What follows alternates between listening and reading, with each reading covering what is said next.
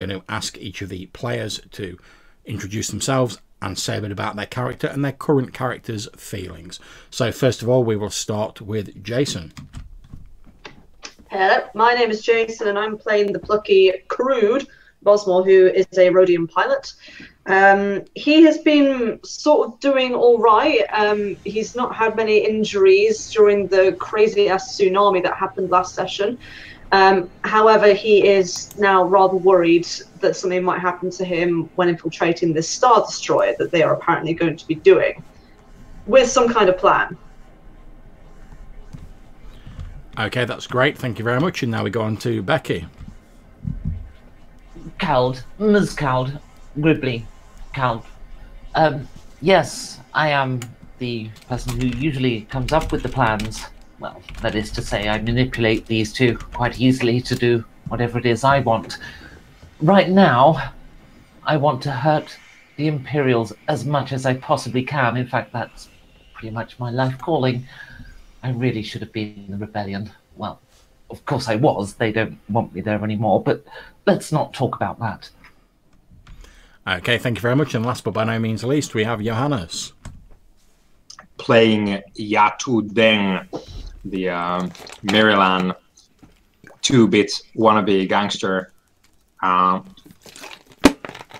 Yatu is obsessed with his conception of the thug high life. He's in it to win it and to get some credits and some crazy ass tattoos. Last time he was really messed up on some squid juice, and I think he's still feeling some of the after effects and probably staring a bit too much at Gribbly due to the aphrodisiac effects of the squid juice.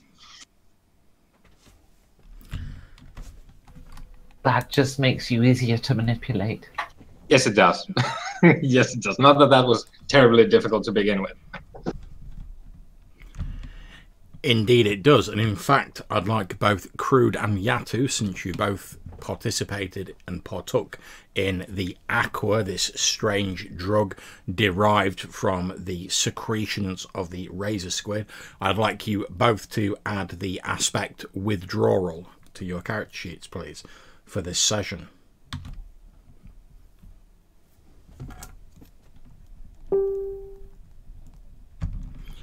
And as I've said, we pick up with the three of you and a handful of these Redwater natives on board this skiff that skims across the top of the water, kicking up spray in its wake. In the distance, rapidly approaching you, you can see the large city of Calareth, the capital of Cols too. And whereas the previous sort of city you were built on was a ramshackle affair, this, although built on a similar sort of raised platform out of the water, is obviously very different. To anyone who has been to the core worlds like Coruscant, etc., it's obvious that this huge city has been very much modelled on Coruscant and the core worlds. You can see huge skyscrapers and many domed buildings rising from this huge reinforced sort of oil rig-like structure rising up out of the water. And as you look towards it, it's very easy to spot, basically parked next to this huge three-pronged skyscraper is the Imperial Star Destroyer, its triangular shape casting a dark shadow over the city of Calareth. Over to you guys.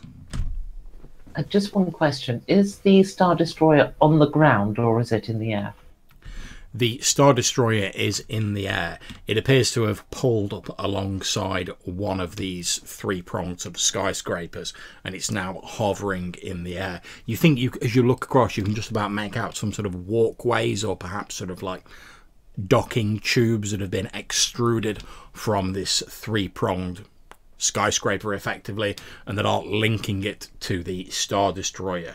Given the size of a Star Destroyer, it'd be very difficult to actually land it, so being as knowledgeable as you are, you might presume that perhaps they effectively like refuel in midair and then take on supplies, etc. Right. Well, it's clear that those gangway tubes, there's not enough of them, so they're all going to be monitored extremely closely. If we're going to get on board there, we're going to have to look legit. We're going to have to get ourselves some bona fide credentials. Okay. What are you talking about? I'm real, you know? No, she means like an ID card or something. Oh. No, I think it's better that we wear something that it's hard for them to see we're not human. I think perhaps Stormtrooper. That sounds a bit too obvious, doesn't it? Well, they've got coverings over. Well, mind you, I can't wear those helmets. But I could be your prisoner. It's fine. It'd also be a little tricky for Crude as well, because obviously, like all the Rhodians, he has the sort of antenna, for want of a better word. In fact, the only person that the Stormtrooper armour would probably fit without too much difficulty would be Yatu. Yeah. Oh, don't those antenna bend down or something? No, they're important. Right. You've got tough cartilage, you can't bend them. But Sorry, go ahead. But you have a nose, big eyes, and a mouth. What on earth do they even do? Oh, you wouldn't understand. It's specifically a Rhodian thing. Well, and insects. Right. In that case, we're going to have to go on in some other kind of uniform. Some low-life subservient. One that there's not going to raise too many eyebrows. As you're having this discussion, there's a and the skiff slowly decelerates to a stop. You're about a mile away from Calareth. One of the Redwater natives, the one who's been piloting it, turns to look at you guys and he says, "Well, this is as far as we go." Oh, great. Okay. So, the keys for this skiff, they're you know, you're leaving them in it, I presume. We're taking the skiff back with us. Oh, I see. Well, that's disappointing. Okay. Well, I'm sorry about that, but given how much security there is at Calareth, we can't exactly just ride up to one of the docks, can we? Well, you can't. Okay. Very well.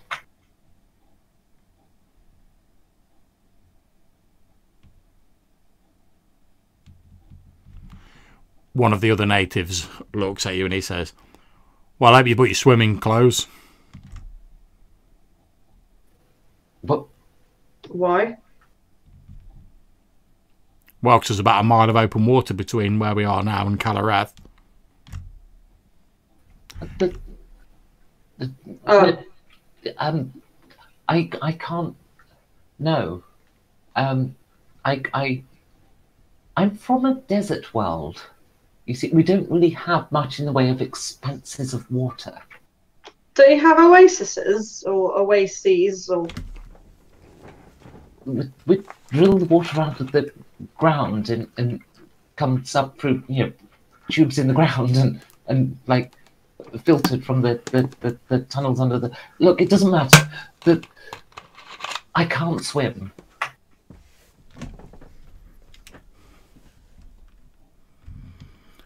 Well, that's unfortunate for you, says the native who's driving. I mean, not that far. No. Listen, if we get much closer, the point defences on the outskirts of the city will pick us up. They'll register us on their scanners. And with that thing up there, he says, pointing up at the shadow of the Imperial Star Destroyer, this is about as close as I want to get. Now, I know Jones said we'd bring you up to it, but... And there you are, you can see it. But I don't want to get any closer. I kind of don't really understand here, you see, because what you have to remember, there's lots of trading about in the city. Why would your skiff be targeted?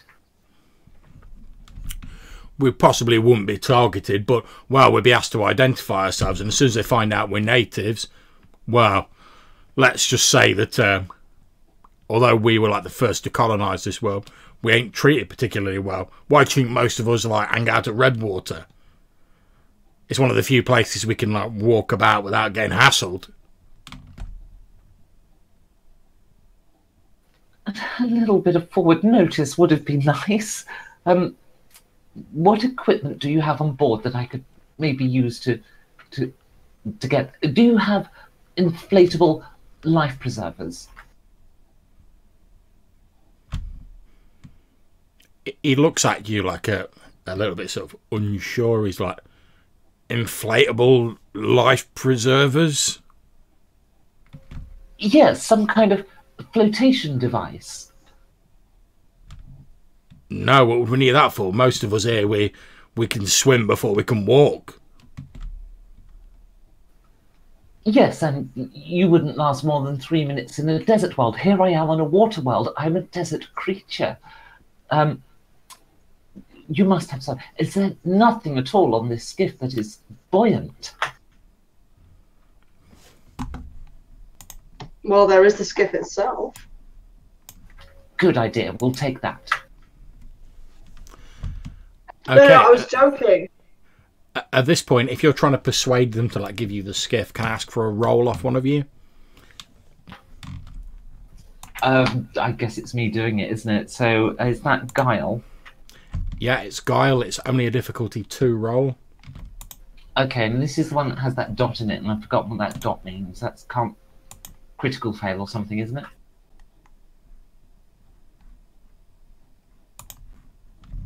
Sorry, dot in? You know, next to the Guile skill, or next to all the skills, there's that sort of hex you can colour in. Oh yeah, the favored approach thing. Yeah, you can't go below 0 on those rolls. Oh, well, I got 0. Okay, let me make his defense roll.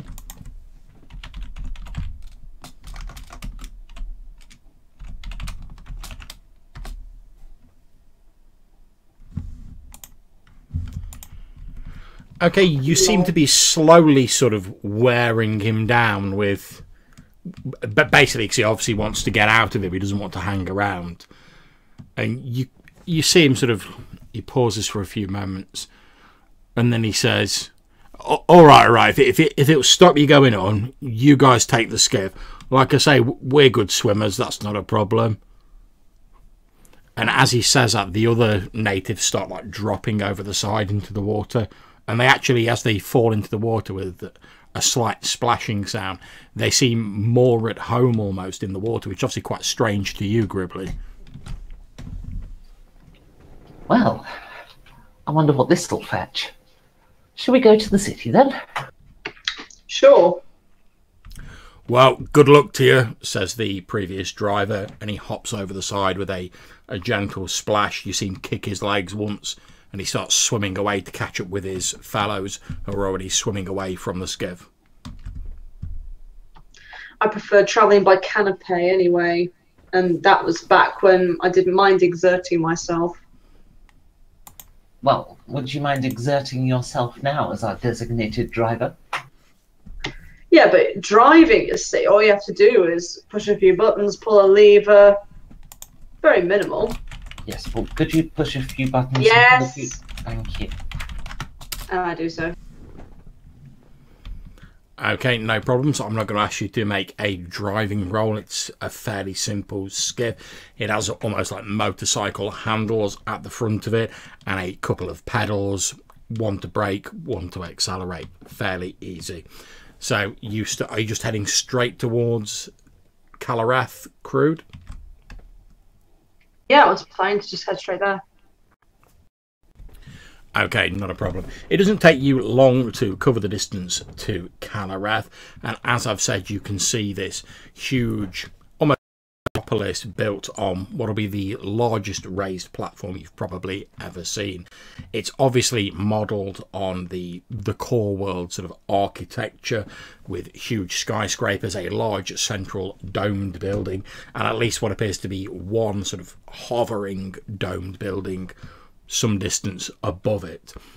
As you're getting closer to it, you can actually see that there are numerous sort of almost like cargo lifts mounted on the side of it. As you're getting closer, you watch as a small skiff is lifted up by this cargo lift onto the very outskirts of this raised platform, and you can just about make out the signs of a patrol of stormtroopers and some Imperial officials bearing the insignia of the Imperial Customs Bureau questioning the owner of the skiff. Oh, I wonder if there's another way in, perhaps.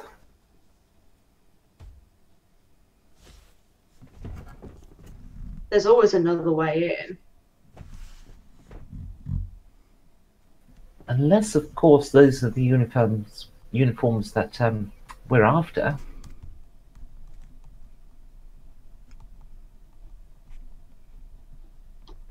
Would they be something that would fit all three of us? Well, the Customs Bureau uniforms, perhaps. That would be ideal. We could use the Customs Bureau identifications to kick people off their ships. Yeah, I'm assuming that the Customs Bureau hasn't got any like helmet or anything, John. It's just like a hat or something. The Customs Bureau uniform is effectively a grey sort of one-piece suit with a logo and a sort of swash of material on the arm. It'd be quite easy for you to fit into it. You know that aliens working for the Imperial forces isn't unheard of. It's quite rare though. So yeah. It'd be a little bit more difficult for you to pull off the deception, but not impossible. Okay. That's okay. That's fine. I'm thinking, wouldn't it be more suspicious though, Gribbly, if there were two of us non-humans there rather than just the one? Maybe one of us should sort of not be with the rest of the team in order to maybe monitor, perhaps. We'll worry about that part of the plan when we get to it. For now, Okay. we need to somehow get rid of those stormtroopers and take those Customs Bureau uniforms.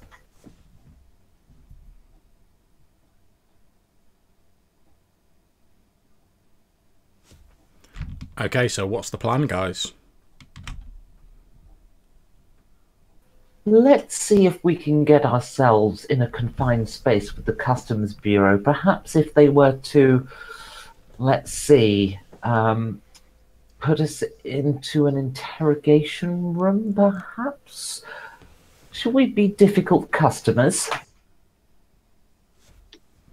We could be, but they might put us in individual rooms. Well, we need to make our move before we end up in the room, but the point Yeah. is to get away from the stormtroopers. As you guys are watching, you can see that the Nortolan, whose skiff had been winched up to the outskirts of the raised platform that Kalarath sits on, he's finished his discussion with the ICB people. They've done a sort of visual inspection and a quick search of his skiff, which is only small. It's a one-man craft, so it doesn't take them very long. They pass him something, you can't really see what it is where you are, but it's something that fits in his hand, at which point an automated sort of loading mechanism sort of almost like parks his skiff in the underneath layer, the sub-layer of the raised platform. You see him nod, he says something to the ICB employees, and then he turns and walks off further into the city, and he's lost to your sight. Okay, here's my plan, guys. I suggest we give them a really tiny bribe and just say, don't ask any questions. And then, of course, the bribe won't be enough, so it's exactly what they're going to do. Okay.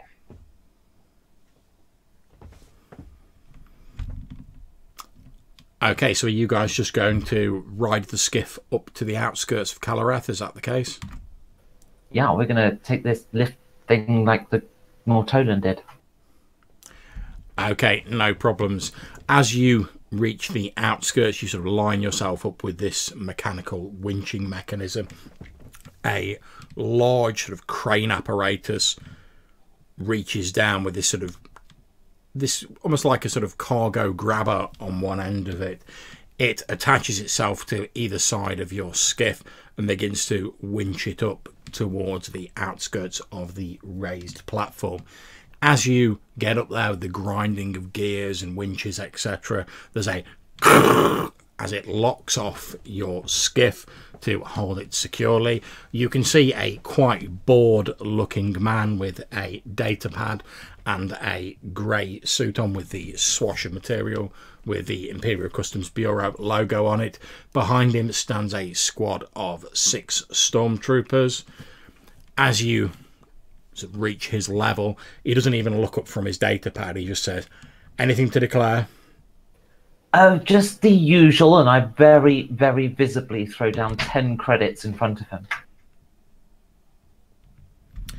You notice he sort of like takes half a step forward, almost as though he's going to reach for these 10 credits, and then one of the stormtroopers like just gently like puts a hand on his shoulder, at which point he says, "And what is this for?" It's the going rate, I believe. "I'm afraid I can't accept any form of finances from people who are bringing skiffs into the city, or any other vehicle, in fact. Trying to bribe an Imperial official is a serious matter."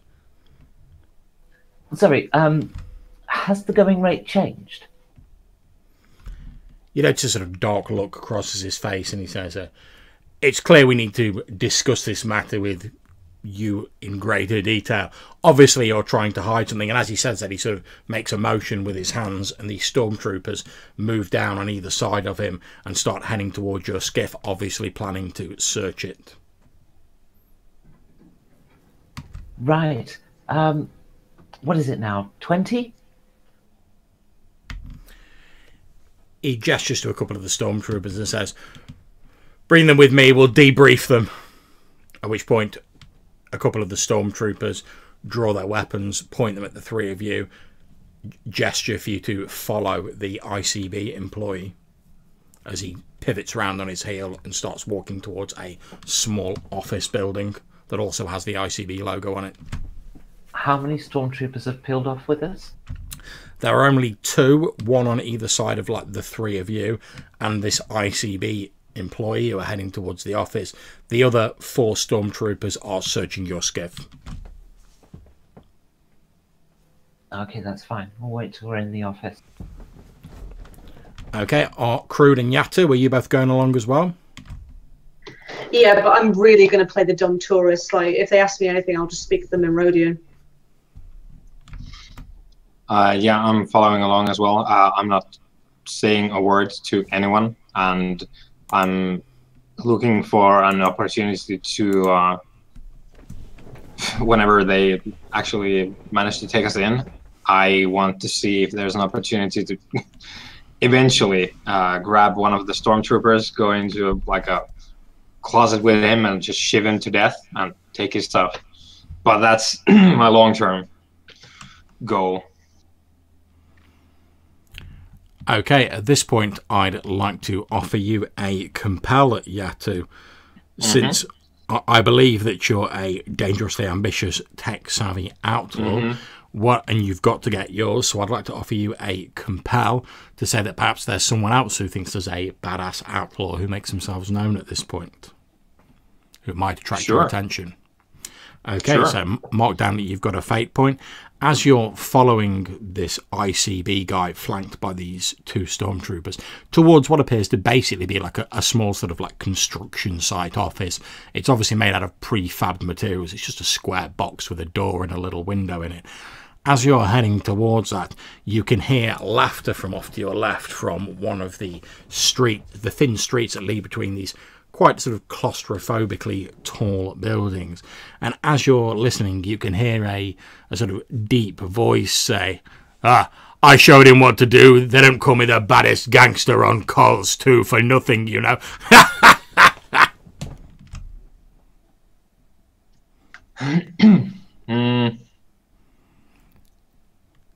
As you're listening, the voice continues and he says, there ain't no one tougher than me on calls too. I pretty much run this planet. Empire, psh, come and talk to me if you want something doing.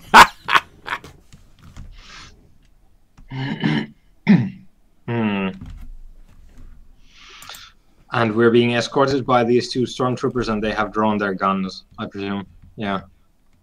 Yeah, they're not sort of pointing the guns as in they're imminently about to shoot you, but they've got them to hand and they're making a show of the fact they've got their weapons out. Yeah. How far is this guy and his crowd? The guy's maybe 50 feet away.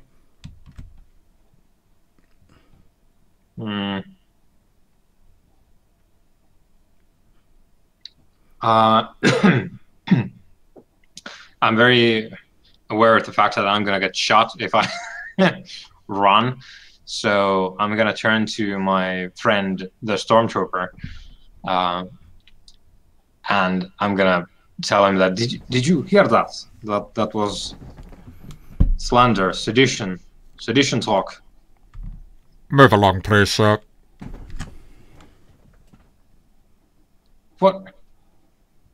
I'll have you know that I am a patriotic Imperial citizen of course too, and I will not stand for this.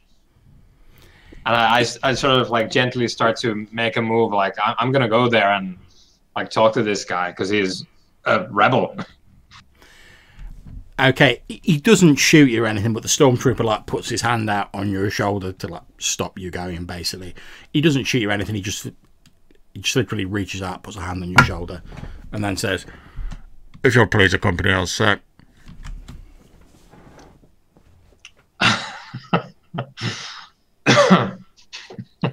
Well, I guess the gun is in his other hand now.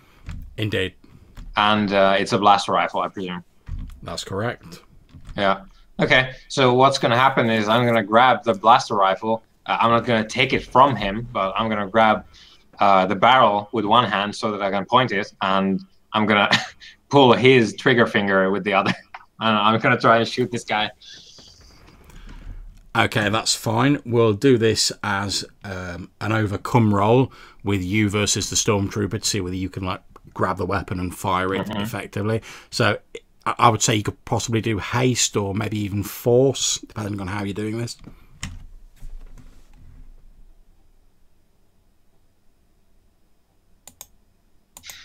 I think it's more about like I'm gonna do it real quick because well, he's obviously on the lookout for any trouble coming from me, so I need to be quick, otherwise I'm gonna get pistol whipped. So that makes sense. So if you want to make your haste roll, and then I'll roll his defense.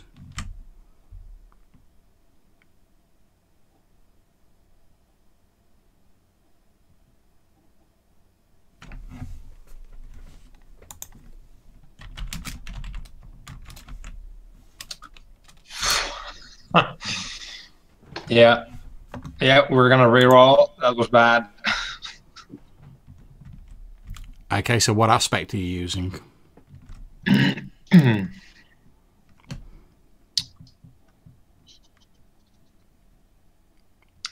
I think we're going to go in for the I've got to get mine. This guy is shitting on my achievements. That's absolutely fine. So, Markov, you spent a fate point and feel free to re-roll that.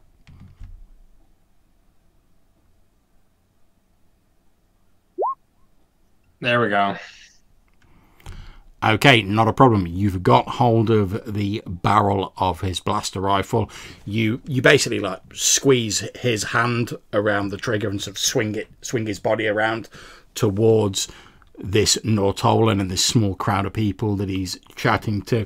You don't really sort of actually hit anyone to do any damage. So it's quite difficult to like steer a stormtrooper to like fire a gun he's holding, but you do sort of fire off the blaster like a couple of times in their direction. They immediately scatter and disappear into a number of alleyways. Obviously the stormtrooper is none too pleased about this. Yeah. And he's effectively going to try and restrain you, sort of like force you down to the ground, so put your hands behind your back, etc. Yeah, I'm not resisting, but I am like screaming at the top of my lungs the whole time, like, yeah, that's right, that's right. run, you coward. Yatu Deng is in town. Okay, so you scream out, Yatu Deng is in town. Drawn by the sound of the gunfire and the noise, the 4 stormtroopers who have now finished searching your skiff come sort of running across to help their fellow deal with you in case you decide to cause any more trouble. They effectively clamp some handcuffs basically onto your hands behind your back, and they march you in front of them, with one of them sort of holding their gun at your back. Obviously, I'm like desperately trying to bullshit them that it's a known seditionist, and I'm just doing my like civic duty. Okay, would you like to make me some sort of guile roll? Yeah, that sounds about right. It's an extremely difficult roll, so the difficulty is 4.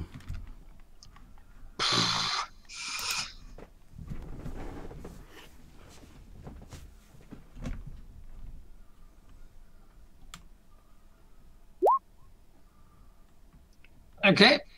Are you resisting or? No, it's just a static difficulty of 4. Okay. Right. All right. Yeah. Because you said difficulty 4. Okay. Let's go to work. They're blatantly not buying what you're selling if you're sticking with that roll. Yeah. Yeah.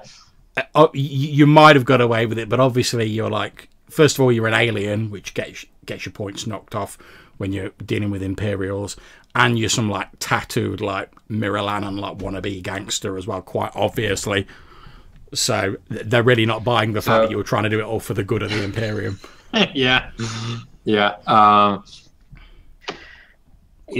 gonna drop a couple of points, and not to. Of course, it's obvious that it's not how I'm saying it is, but I want to kind of sort of like soften their reaction to me being apparently a dangerous maniac. So I'm trying to bullshit them, and well, it's a like dangerously ambitious thing to do any of this, really. And I would invoke for the second part, haters gonna hate. He is obviously a hater. Obviously. Yeah. And what I would try to do there with the +4 on top. Well, yeah, do you have any ideas? Obviously, they're not going to buy my whole deal, but... Indeed. What happens is they don't seem to be buying the fact that you're doing it all for the good of the Empire, but since you've not actually caused any damage and you didn't actually hit anyone when you fired off with the blaster off, you just sort of like fired it like wildly into the air, and you did scare a load of sort of scumbags away from the sort of area, so they're not really inclined to sort of like hit you with the butt of the gun or like shoot you or anything like that. Plus you're being questioned by an ICB agent. They can't just really like drill you between the temples, so they just sort of like shove you along in front of them. They're like, keep moving. Yeah, I just realized that the whole incident was me trying to prove to some people that I'm tough and cool, and my end result was that I'm not getting beat up because the stormtroopers think I'm like pathetic and not cool at all.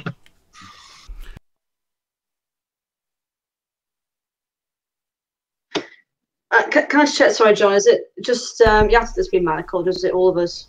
No, the rest of you are not manacled. It's only Yatu. Okay. And as obviously Gribbly and Crude, you're sort of like a bit ahead. You've been escorted by the original 2 stormtroopers into this small box room, like it's almost like a construction site, sort of prefab sort of office. You can see there's a table in it with a fairly basic sort of computer setup on it. There's a few chairs dotted about. The ISB agent sits down behind the desk. You can obviously hear the cacophony of noise going on outside. Alright, so how many stormtroopers are in here with us? There are only 2 in here with you. However, as you sort of like I said, there's a small window in this box office. As you sort of glance towards that, you can obviously see Yatu like being restrained and manacled, and like you see the other stormtroopers run over. So there's 4 stormtroopers with Yatu heading towards the office. They've not got there yet. There's 2 with you and this ICB agent. I don't really understand. Usually I'm just charged 10 credits to enter.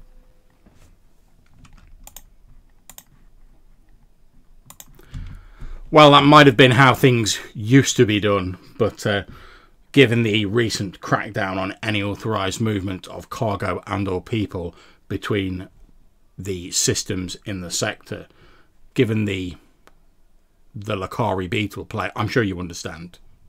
Well, not really. Is this because there's stormtroopers here? Is that why suddenly we're having to pay? What's the price now? 50? 100? I don't even.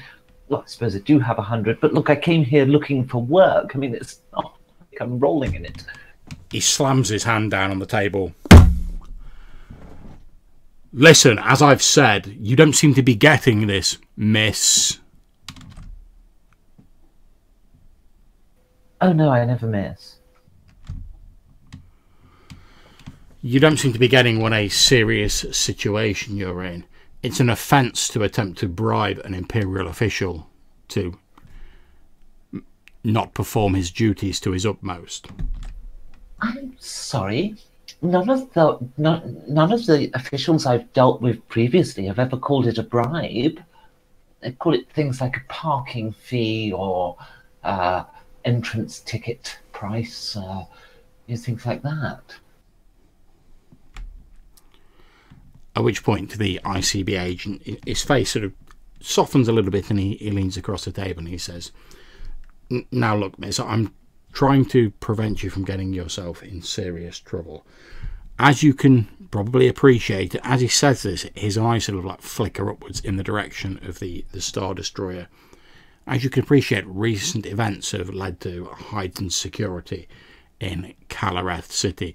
There's going to be an announcement on the public broadcast system related to it later on today.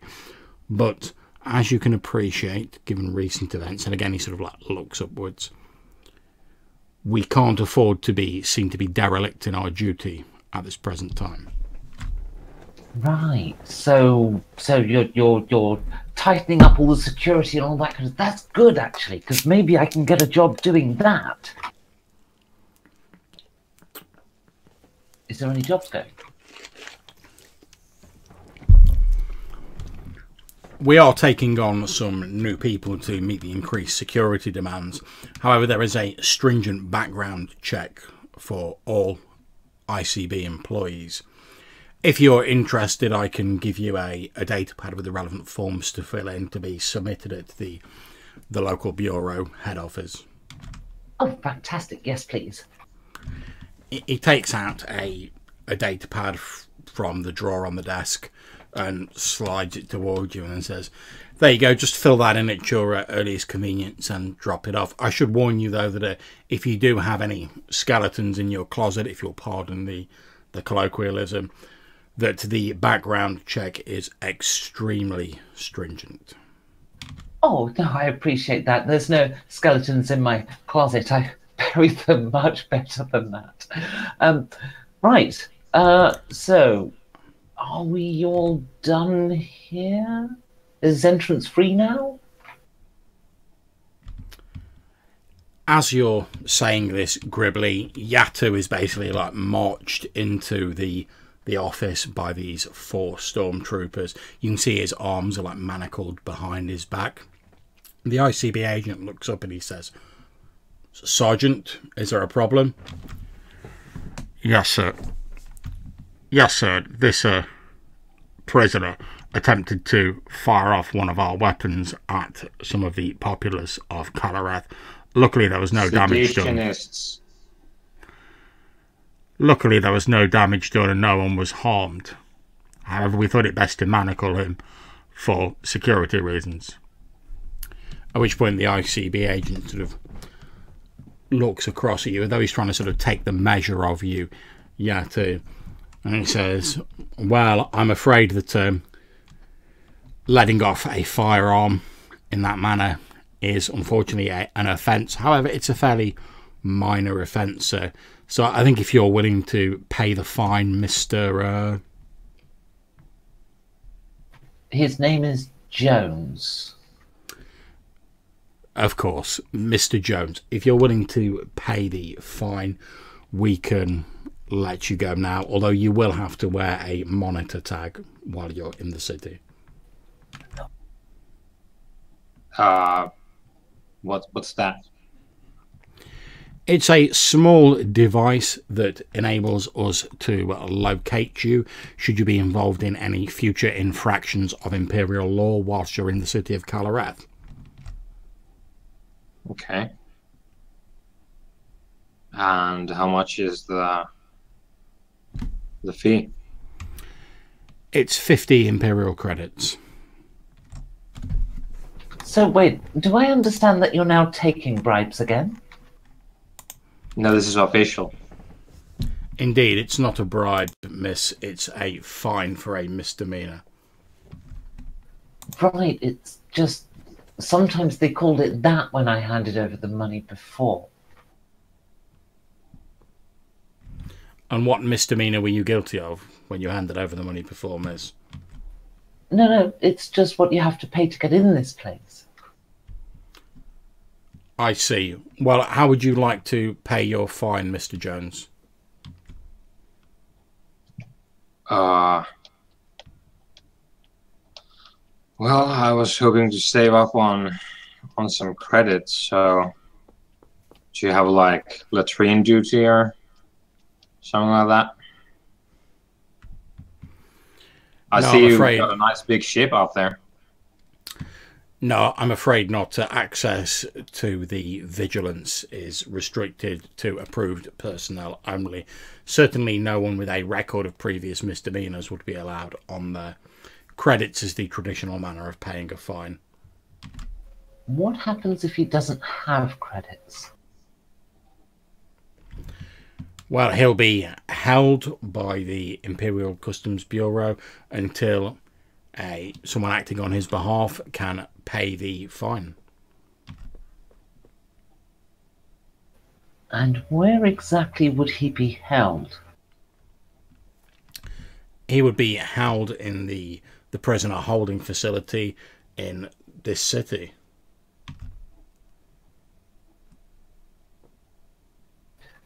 Right. I'm just trying to understand these new Imperial laws. It seems we can neither have money nor not have money. So, Yatu,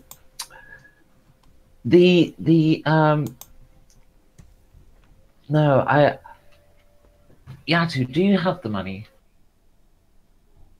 Well, yeah, but I was saving it for my...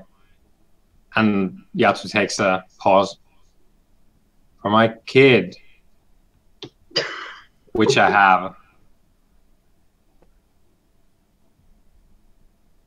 Your poor sickly wife, she'll have to do without you for some time if you don't pay it, and of course your cousin. I mean, I know you've been covering his medical expenses.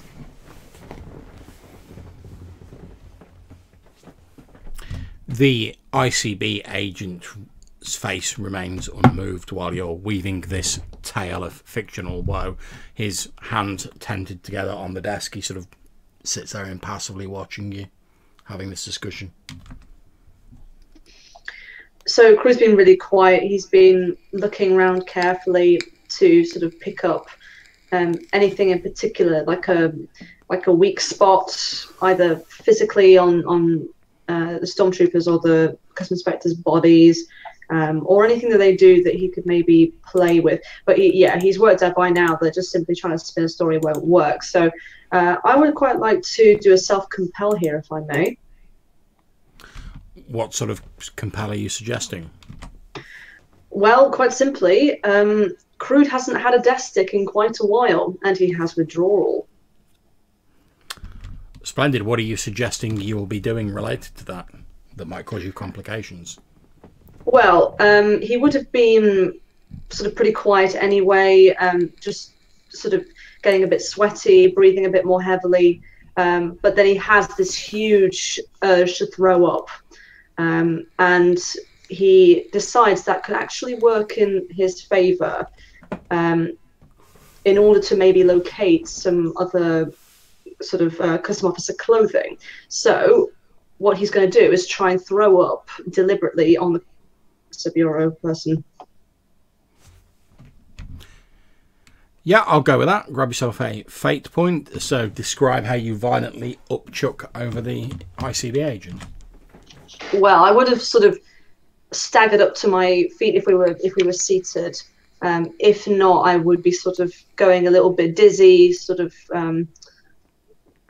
swaying a little bit, and then I would sort of stagger forward, and then all over his trousers and shirt and so on, before kind of going down to one knee and breathing heavily. Okay, as you stagger forward, the ICB agent starts to say, "Is your friend up?" And then he's cut off by you going, throwing up all over him. At which point he actually is a little bit sick himself as he's like drenched in your vomit. One of the stormtroopers has like stepped forward, his hand on his weapon, as you've staggered towards this ICB agent, perhaps anticipating some form of attack. But as you fall down onto one knee and it becomes obvious you're not actually launching an attack, he sort of helps the ICB agent to his feet, where he's sort of like collapsed, covering all this vomit, and he's like, "Sir, are you all right?"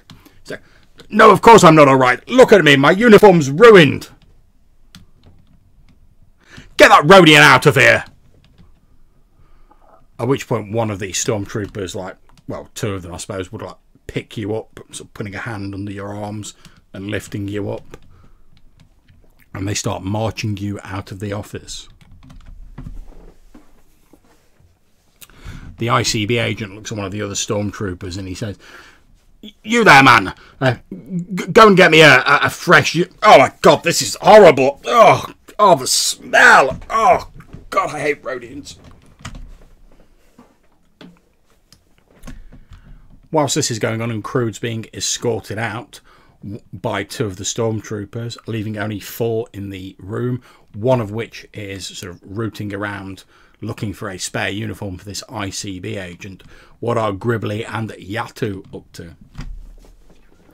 I'm just waiting for the stormtrooper count in this room to reduce a little more. I'm hoping there comes a point where it's just me and the customs official, perhaps. But I'll be rummaging through my bags, and I'll pull out a tissue or something and say, "Here, will this help?" He actually looks at you, and for a moment his sort of implacable, expressionless face sort of almost cracks into like a bit of a sort of grateful like smile, and he takes the tissue off you and ineffectually sort of dabs at some of the stickier spots of puke on his jerkin. It doesn't really help much, but he smiles at you and sort of nods, obviously showing his gratitude that you're trying to help him out.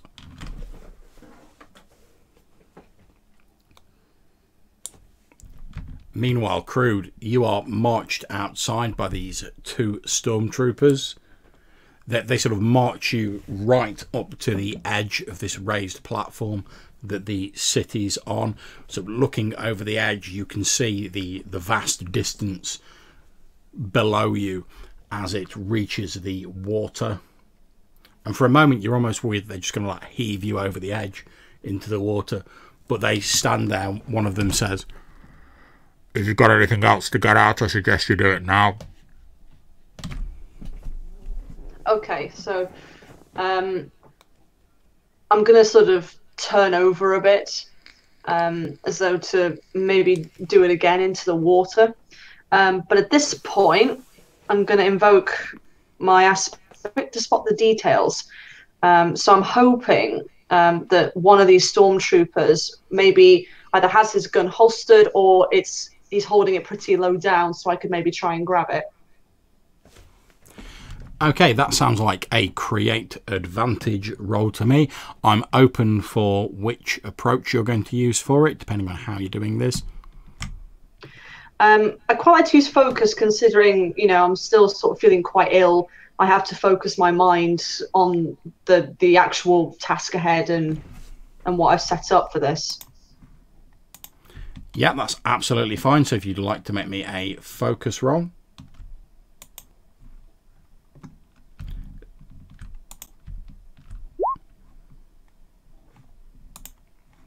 Holy shit! Dang. Okay, so you can effectively create an advantage which will give you like 2 free invokes of whatever the advantage is. So what would you like to call this advantage? It's like a temporary aspect. Something like oblivious or surprised. Okay, oblivious is fine. So as long as it's applicable and they remain oblivious, you've got 2 free invokes of that you could use. So if you were going to like try and grab their weapon, obviously you could use those free invokes to like boost your rolls up. As they're sort of stood there, you can see they're not really expecting much trouble from an obviously sick and probably like drug-addled Rhodian. So they've sort of like got their weapons on their shoulder holsters and they sort of stood there. They're actually just like chatting amongst themselves while you're sort of faux heaving over the side. Nothing terribly interesting. You do hear a bit about how there's additional stormtrooper patrols have been brought down from the ISD vigilance patrolling the city. You get the feeling from their conversation that these extra patrols are perhaps looking for something in the city, but they're very careful to not give away any sort of secretive information while they're talking with you nearby. Sure, okay. Yeah, so I'm definitely going to try and, as I'm rolling over, sort of very quickly grab a gun out of their hands, being so, you know, oblivious to the fact I was going to do that, and potentially just shoot one as soon as possible and then shoot the other one very quickly. Okay, so that's going to be an opposed haste roll against the stormtrooper. So if you would like to make your haste roll, I'll make the defense roll, and then you can decide whether you want to use any of your free invokes or not.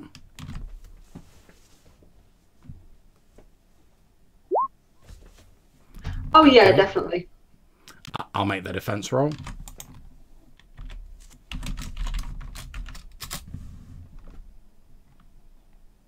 Wow.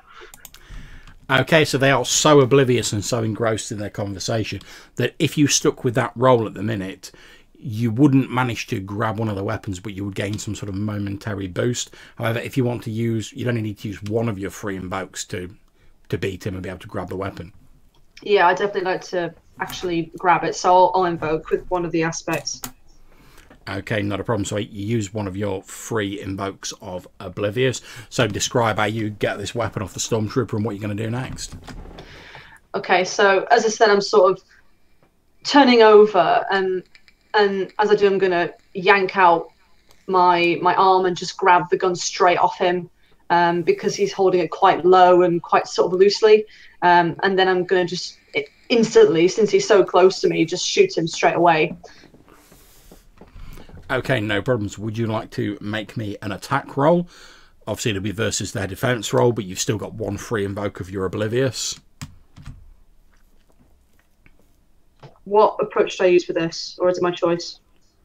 I think it'd probably either be force, because obviously you're doing like an attack, or potentially haste, because you're trying to do it quickly and like kill them before anyone like realizes what's going on. All right, I'll use haste then. Okay.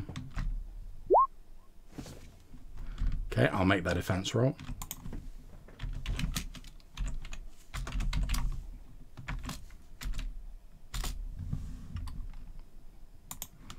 Okay, so currently they're beating you by 1. Would I be able to invoke the aspect again? You certainly can. You have 1 free invoke left, so you could use that to add +2. However, if you stick with that roll, you will only have done like 1 stress, which certainly wouldn't be enough to take out like the both of them. Yeah. Again, I'd like to invoke the aspect.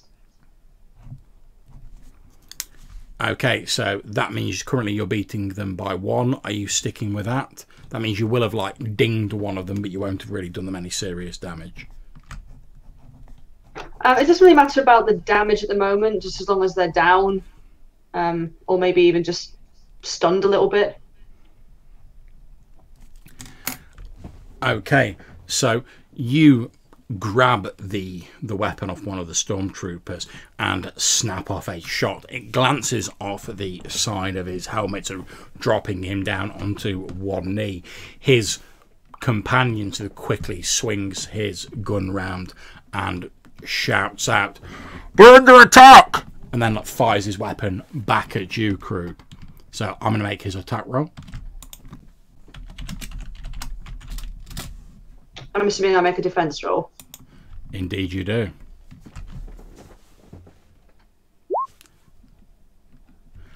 Okay, so he snaps a shot off, but taken by surprise as he is, the shot sort of drills into the ground just next to your left foot. Now, we're effectively in combat rounds now. Obviously, Gribbly and Yatu, you will have heard this commotion going on inside. We're going to start a new combat round. We'll start off with Crude. So, Crude, what do you want to do?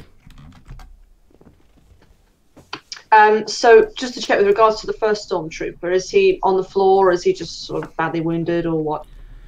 He's not terribly badly wounded. He's taken a glancing blow, but it's sort of like the shock of it dropped him down onto 1 knee, and he's struggling to like get up again, so he can like obviously give you a good shoeing. Okay. In that case, I'm going to grab him and kind of haul him back up and use him as a shield. Okay, again, that sounds like a create advantage roll, probably using force because you're just trying to grab him and like haul him up. So make your create advantage roll.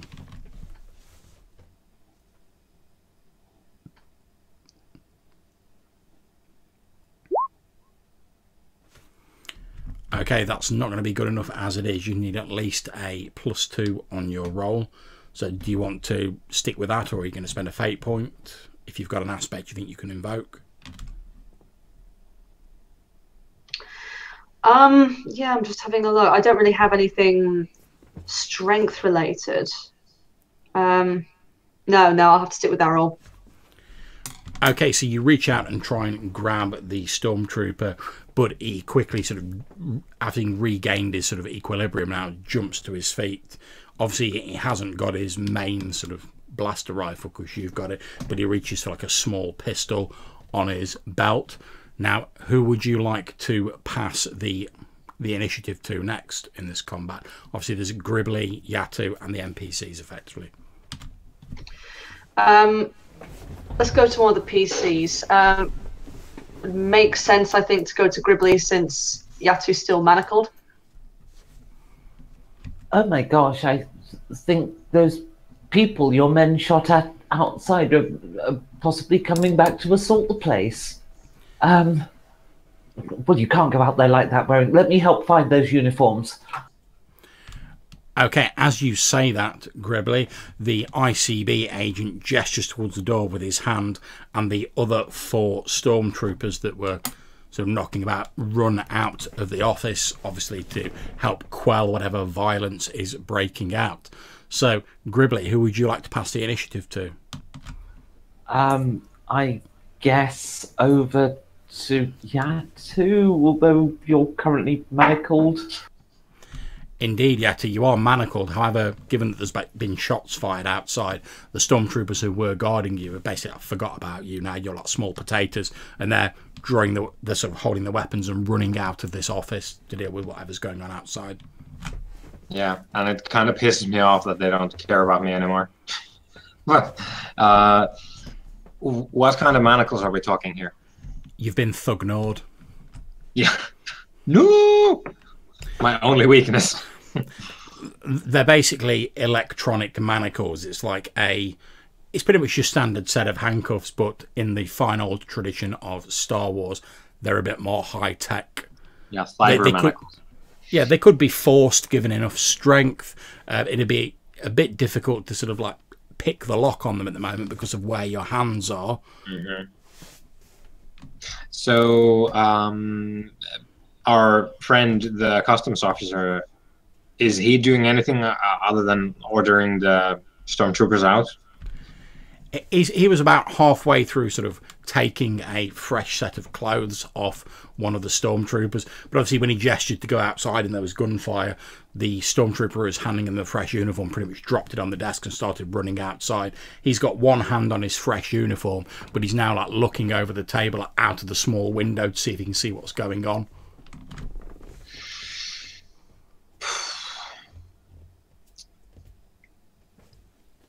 I'm gonna look to Gribbly for confirmation. Am I manacled to the chair that I'm sitting in, or am I just like my hands are just connected? Your hands are just connected behind your back. You think, looking at the chair you're sort of sat in, they probably were going to sort of manacle you to it, but obviously, like, shit's got real and you're no longer the priority. Yeah. So what I want to do is I want to headbutt the customs officer to the back of his head with my head. Okay, sounds like So a force roll. Face smashes into the window or the wall. Okay, go for it. Make a force attack roll, and I'll make his defense roll. What is this? Oh, wow. Yeah, I'm gonna re-roll that. Yep, I am, after all, dangerous. So there goes my last fate points, because our rolls are abysmal. You best get some of them compels in. Mm-hmm.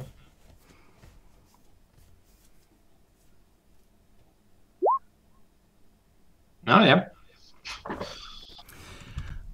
Okay, so you smash your head into this Imperial Customs Bureau agent's face, basically. His head snaps forward, smashing into the table in front of him. There's a sickening crunch as you think he's probably broken his nose, and there's a spattering of blood onto the table. He lies still, his face like mashed into the table. You can see he's still breathing, but he appears to be unconscious. Okay. I'm probably reeling a bit, and I think well, my turn is over, so it's probably his turn now. Yeah, it's the NPCs. However, the ICB guy obviously doesn't get to act because he's unconscious. So it's just going to be the 6 stormtroopers that Crude's got to deal with. Mm-hmm. Okay, so unsurprisingly, they're all attacking you. So what I'm going to do is, rather than roll for each of them, I'm just going to combine it into like one attack roll just to minimise the dice rolls. Okay, so I'll make their attack roll.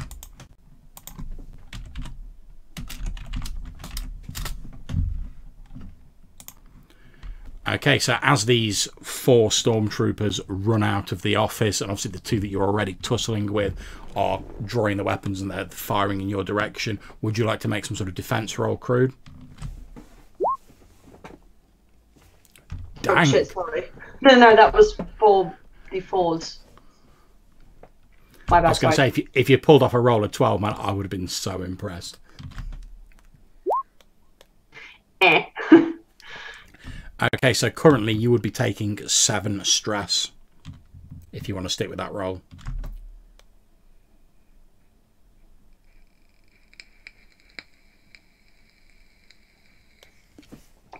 Okay.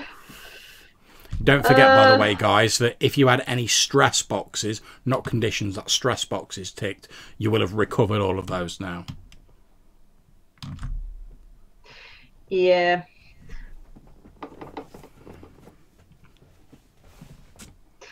Well, I've got a stunt, but it only gives me like a a +2 anyway. It's the guile that could work in this situation. I'm the luckiest part of the side of the outer rim, but I'm not the luckiest fighter this side of the outer rim. It's very true. However, the +2, I mean, it could obviously it could lower the stress that you're taking by 2.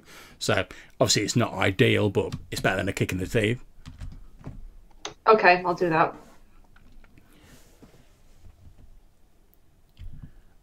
Okay, so you will be taking 5 stress.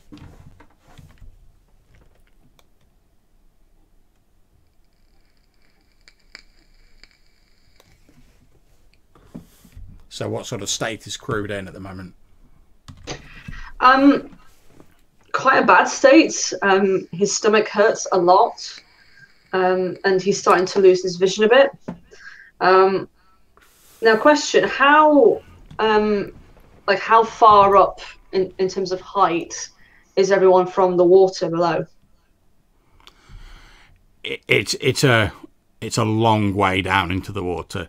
You're not sure of the exact measurement, but like say you've been mechanically winched up onto like an oil rig. So think of like your normal sort of oil rig and how far down it would be from the top to the water, and that's the sort of distance you're talking. Okay.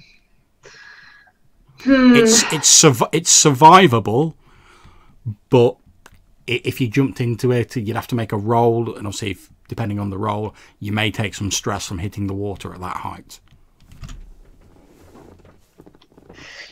Yeah. But it's looking like the only option. Okay, so we're now on to a new combat round. Since I was the last to go, I'm going to pass the initiative over to Crude.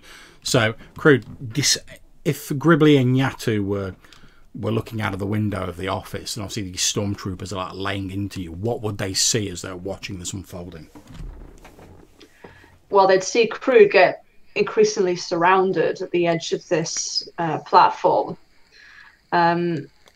He tried to sort of put up a good fight, and he won to start with when there was 2 of them, but now there's, what was it, 8, is it? Or 6? 6 of them. Yes, okay, 6. So way more than he can handle. And they've all got their guns trailed at him. Yeah. So you see Crude, he's now pretty much on the edge of the platform. He's glancing down at the water below. And in just his crazy, dare I call it improvisatory manner? But I suppose more crazy than anything. He is gonna basically just fall off backwards, like deliberately fall off backwards, with his gun, and just tumble down. Okay, so Gribbly and Yatu, as you're watching, you see basically Crude, like as these blaster bolts are thudding into him, as he's surrounded by these stormtroopers with their weapons drawn. He backs up to the very edge of the raised platform that the city of Calareth is on. He glances backwards, then just sort of like topples backwards over the edge. And obviously we'll make your roll to see what's happened to you, Crude, in a short while. Who would you like to pass the initiative to, Crude? Let's go with Gribbly, since she's keen on getting the uniforms. Yeah, I'm certainly not looking out the window to watch what's happened to Crude. In fact, I have no idea that Crude is in trouble.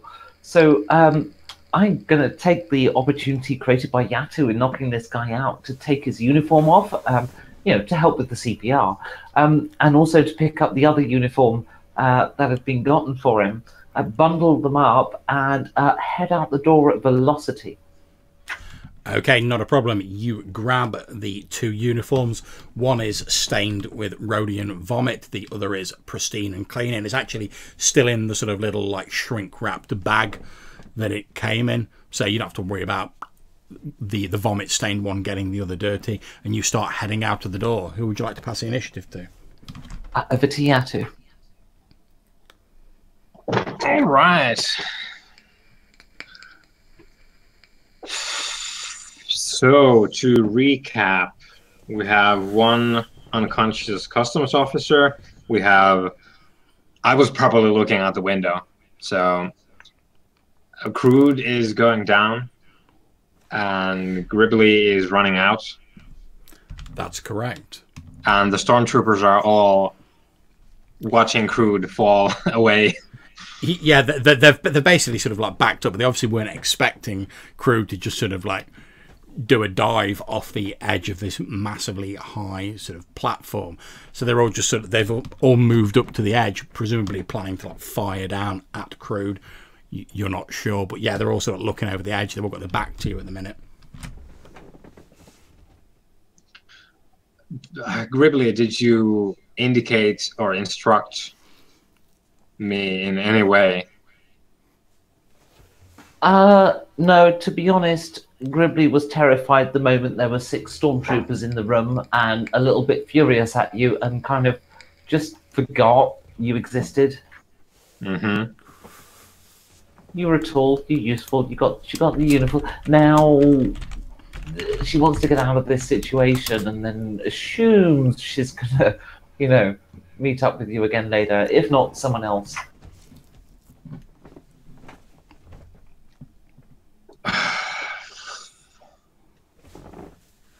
Well, I guess I'm left with the bag of shit. The unconscious customs guy. Yeah, pretty much you're stood in this small prefabricated office with a posh, well, almost a completely stripped ICB agent. He's wearing like his vest and his like boxer shorts, his shoes and his socks, slumped over this table with like this pool of blood congealing under his broken nose. Outside there's a load of stormtroopers stood over the edge watching Crude fall. Gribbly's like grabbed a couple of uniforms and has haired out, and it's just you and this like unconscious ICB agent. I want to propose a self-compel that's sort of good for me as well as potentially quite bad. Well, as long as it complicates your character's life, that's fine. Yeah. Okay, so I'm in withdrawal as well. Indeed you are. I was thinking, because I just smashed my head into the customs guy's head. I think. Oh, does it sound okay if I start to faint after the exertion and from the withdrawals? So I get the shakes and then I start to pass out. And I actually pass out when I fall down, hit my head on the customs guy's desk, and then like fall next to him on the ground. So it kind of looks like we got knocked out. So maybe absolutely fine. That's absolutely fine. You can have yourself a fate point for that, most definitely. Okay, so I smack my head on the table accidentally and knock myself out.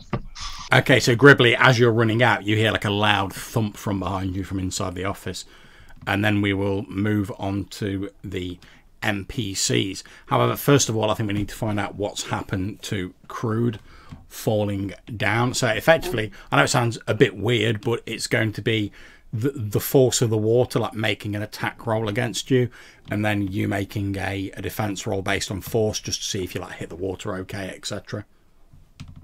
Yeah, that makes total sense. So I'll make the water's attack roll.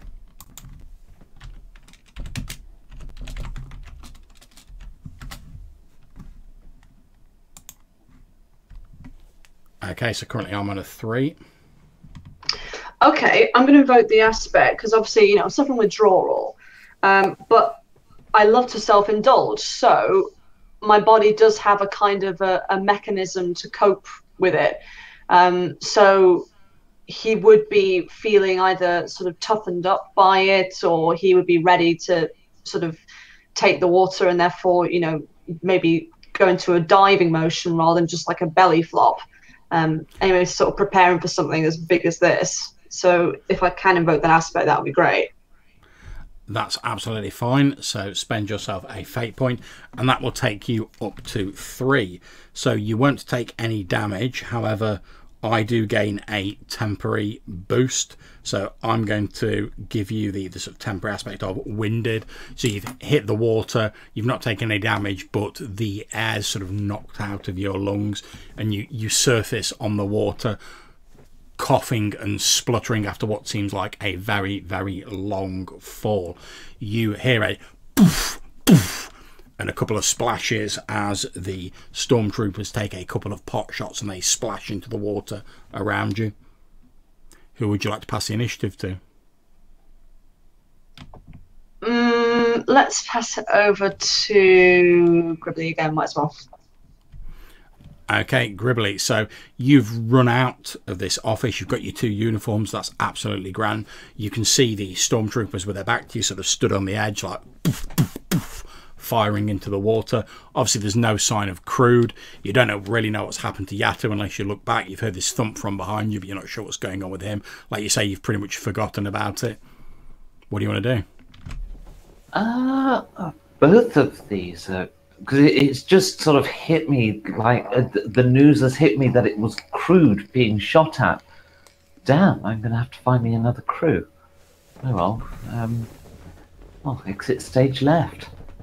I just need to find something to hide these uniforms in. Maybe pick up a bit of litter, a bag or something, and just sort of conceal the uniforms and then wander off into the city, whistling to myself. That is not a problem at all. The stormtroopers have blatantly not got their attention on you, so you can easily hide these uniforms and exit stage left if that's what you wish. Yeah, from this scene, I have no idea what's going to happen to the other 2.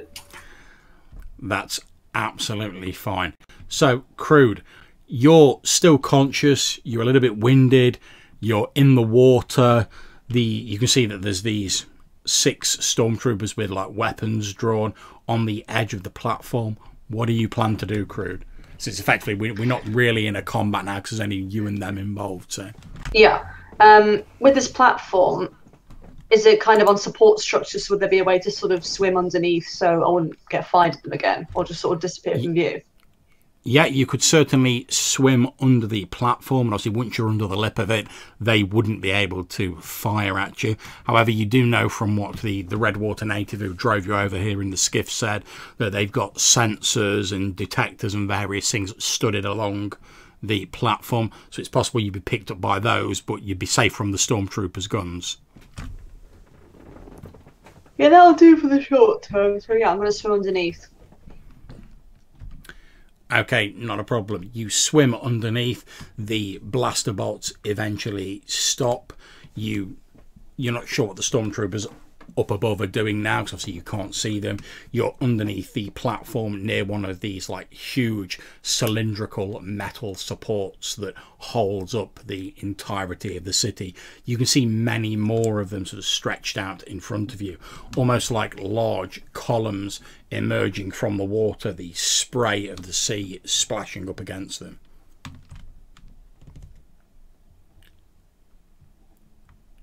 What's next?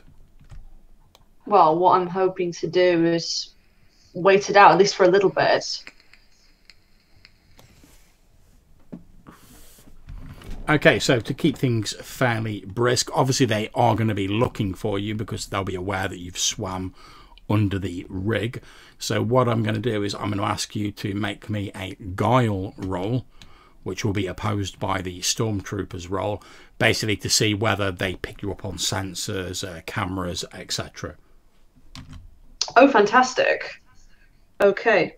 I'd like to use a stunt with this as well, called the Call of the Hunt, which gives me +2 go on overcoming stealth and tracking. That is absolutely fine. Add that +2 to your roll.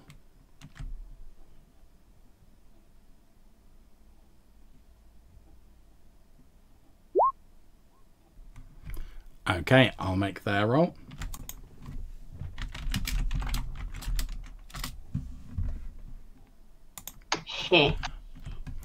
Okay, so you spend the next maybe 20-25 minutes after about 5 minutes of you sort of being under there and trying to seek shelter in the tangle of metal that holds up this strange sort of stilted rig. It's odd because although you're not really used to a sort of a concrete, like, technological jungle, it does have very many similarities to the forests, etc. on your homeworld, and as you've said, your people are great hunters. So oddly, it almost sets you a little bit at ease. You spend maybe 20 minutes dodging these small probe droids, which appear to be, the sort of spherical probe droids that seem to be sort of patrolling the area underneath the rig, no doubt looking for you. They have sort of little searchlights on them as they're moving about, but you manage to shield yourself, and after about sort of 20 minutes they start drifting away from this area, searching a little bit further in, assuming that perhaps you've moved on. For the moment you appear to be safe.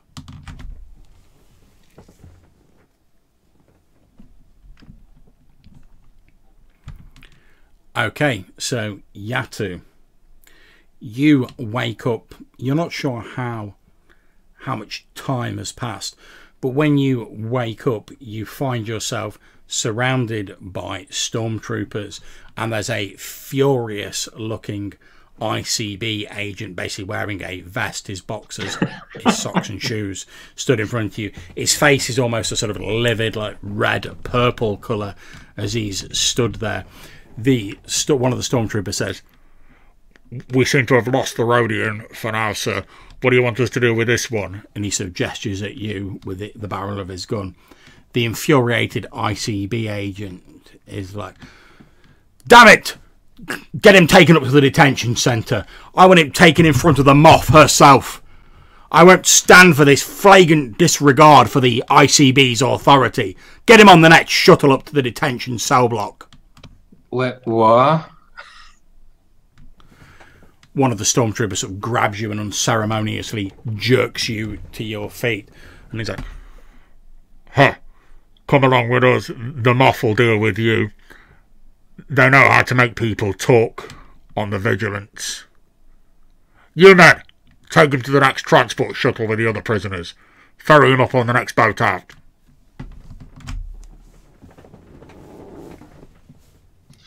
Okay. Yeah, I'm being led off, still slightly dazed, and I'm like swiveling my head from side to side, looking for any clue as to where Crude or Gribbly went. Okay, you look around, you can't see any sign of either of them. As far as you know, Gribbly ran out of the office. Crude was fighting with the stormtroopers. You're not sure where they are now. You're unceremoniously dragged out of this office, and you start to being escorted further into the city by 4 of the 6 stormtroopers. Two of the group remain behind with the ICB agent, and they start sort of like escorting you through the city. As you're being escorted along, you can see that the streets are fairly empty. You spot a number of other stormtrooper patrols as you're being escorted through. You can see a few people sort of like stood at the side of the street, sort of like trying to get a glimpse of you and sort of work out what's going on. But the stormtroopers say, "Stand back, please." And the people sort of like see that they're holding their weapons, and they sort of draw back a little bit, obviously not wanting to be dragged off to the prison ship themselves. Is there anything you want to do, Yatu, whilst you're being taken to the detention centre? I was going to do a thing, but I guess we'll save it for later. I'll see what ends up happening. Okay, not a problem. You're dragged to a small detention centre. You can see you're basically dragged into the building. Your clothes and any personal effects you have are taken from you at gunpoint, and you're put in a utilitarian orange prisoner jumpsuit with a barcode on it. You can see there's a number of other people sort of manacled together wearing these orange jumpsuits. You are manacled to the end of them. As you're being manacled up, you spot a particularly interesting individual who's also a prisoner, and this is where we're going to go into our tide change of the evening. So for anyone who's watching who isn't aware, a tide change is when we get each of the players to propose a plot twist, in this case who the interesting prisoner is. We then post them on the Tides of Change Facebook group. People have about 20-25 minutes to vote on it as a poll. When we come back to the game after a short break, whichever option or options gets the most votes, that's what we go forward with. If there's more than one option with the same amount of votes, we combine them together into a mighty plot twist of gargantuan proportions, and then we move forward. So I'm going to start off with Jason. Jason, who is the interesting prisoner?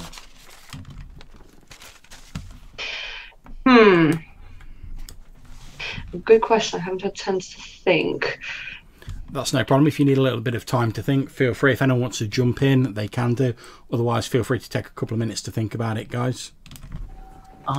It is Crude's old loft cat in a little sort of pet carrier cage thing.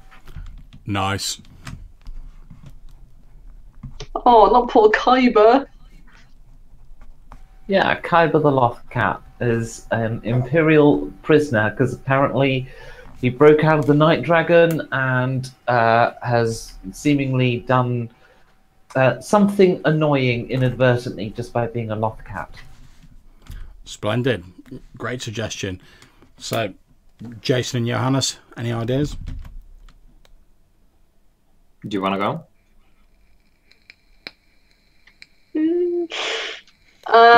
If you want to think, I can. Yeah, I need to think. Sorry. Yeah. Okay. So, what I'm going to propose is, it's. I think the last nickname we had for this guy was the Butcher. Oh yeah. Oh, right, yeah. So him, probably minus the knives for the moment. Okay, that's absolutely fine. Well, you've come up with all the best ideas. I'm going to go with a rather vicious-looking dog who's sort of chained up, hands and legs because he's so vicious. Essentially, he's caused a lot of disturbance of the peace. He's become very drunk and disorderly, but he is a regular gambler in the area. Okay, that's absolutely fine. So what we'll do is we'll have a short sort of 20-minute break. I'll get this posted on the Tides of Change group. Obviously, you guys, when you're back and you're good to go, if you just post in the chat on Discord, and we will carry on. So I'll see you in 20 minutes, guys. Okay.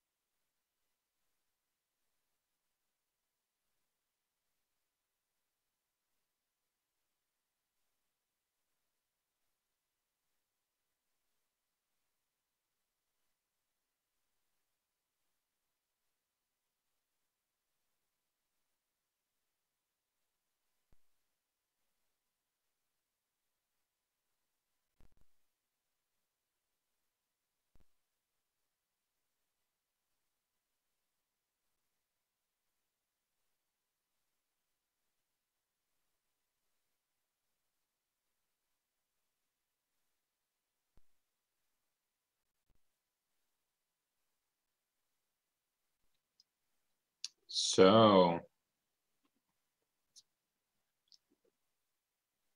looking forward to the interrogation droid. Hey, you never know. You might make it to the Star Destroyer.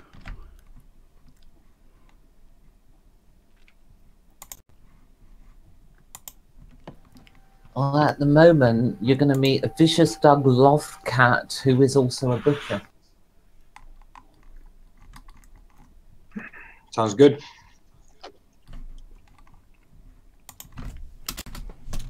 Some sort of weird, like, space Cheshire cat. Yeah, maybe the Lothcat was actually a shape-shifting Jedi. Mm-hmm.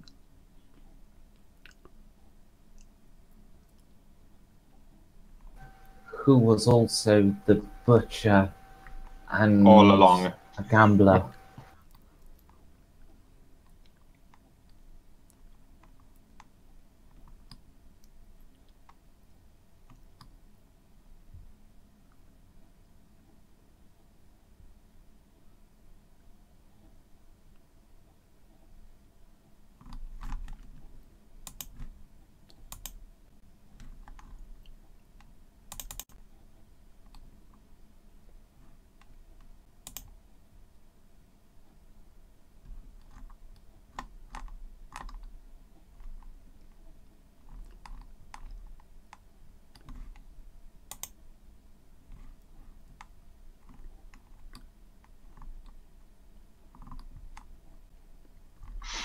I was saying to John earlier that he's quite the optimist to have prepared like the throne room on board the Star Destroyer. Yeah.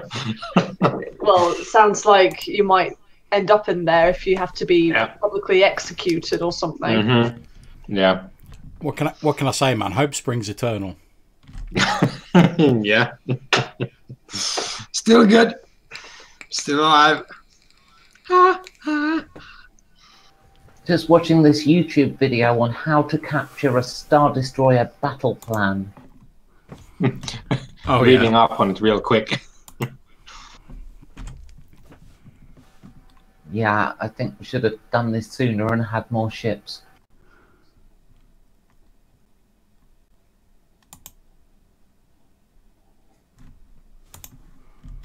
Or any ships.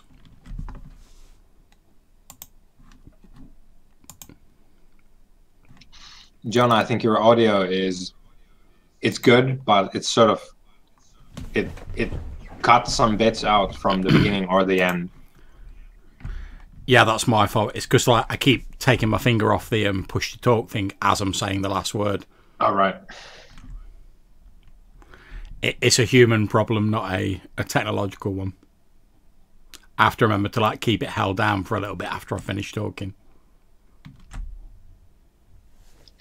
So, I think we talked about this before in one of the events or the group itself on Facebook, but you had an idea for how many sessions you wanted to have in one season of the Heart of Darkness? Yep. If I remember correctly, that is. Yeah, that's correct.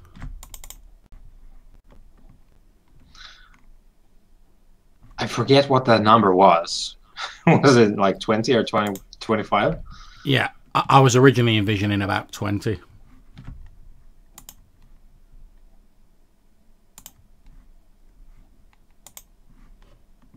Sorry, we heard 20. 20. 20. 20. Okay, no 5 after then.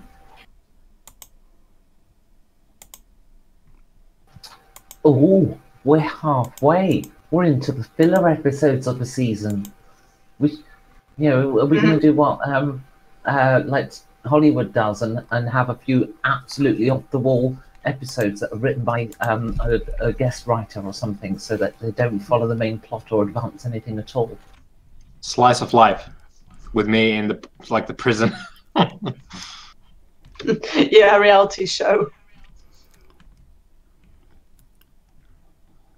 That's it. We're going to have a few episodes of Mirror Lannon is the new black. Green is the new black.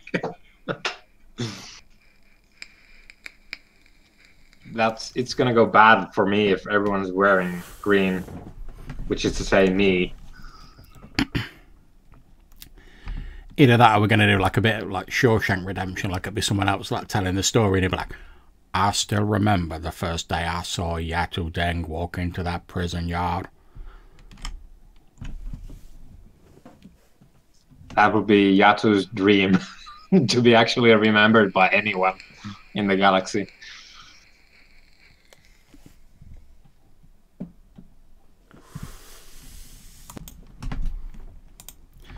Well, look, on the bright side, in a way, since you've now, like, you'll probably officially have a record and you'll have been in, like, an Imperial detention block, at least you'll probably get some props for that. Oh, yeah. I wonder if it's possible to get, like, prison tattoos in, like, Imperial detention. Doesn't seem like it. God. Yeah, you know, you could do the whole prison number on your neck thing, and it would be Imperial. So Yeah, like a barcode or something. Yeah, I'm just wondering what the Imperials will use. It's in the future, so, you know, maybe it's hexadecimal or something.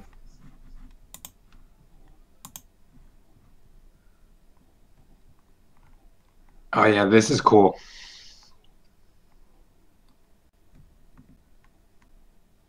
Unless I fucking die. They just, like, throw me out of the airlock.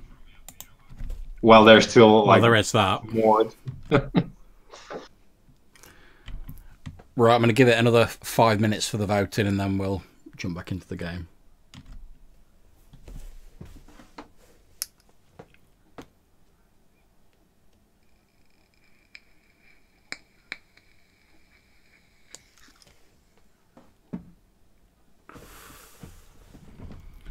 It's looking like you're going to be meeting a gambling Doug at the minute.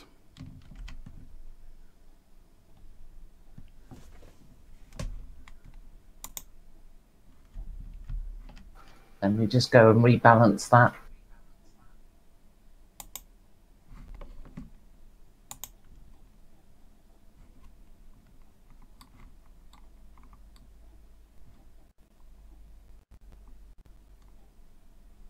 Yeah, it's back to a Lothcat Jedi.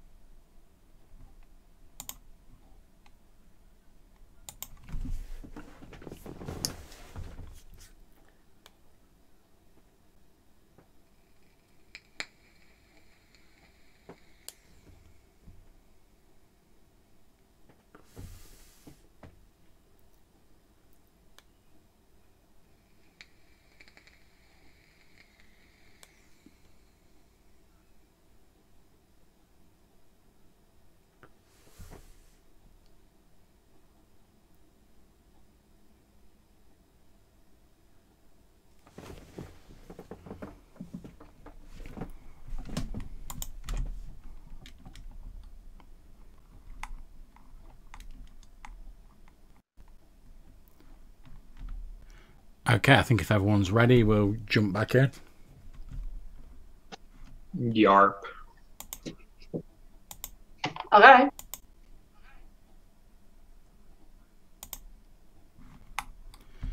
Okay, I'll just put a post on the Tides of Change group saying that the voting's now closed.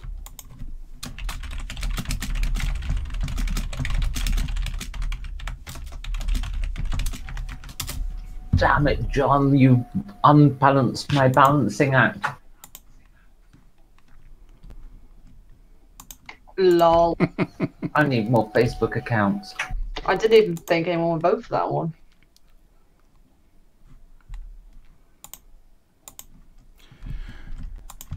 Okay, so jumping straight back in, as we've said, Yatu, you've been put in this orange prison jumpsuit. You're being led by these 4 stormtroopers towards a line of manacled together criminals. You can see they're being herded towards a Lambda class shuttle, which is parked near the detention block. As you're sort of manacled onto the end of this long prison conga line, you can see that the person in front of you is this grey, warty skinned Doug. You can see that both his arms and his legs have been manacled. He's struggling a little bit against the manacles, and he sort of looks up and makes a sort of hissing, snapping sound at the stormtroopers as you're manacled onto the line behind him. As the stormtroopers sort of jab him with the butt of their gun, he's like, "Yeah, well, you wouldn't be doing that if you hadn't got my legs manacled. Why don't you take these manacles off and see how big you are then, eh? Hey?"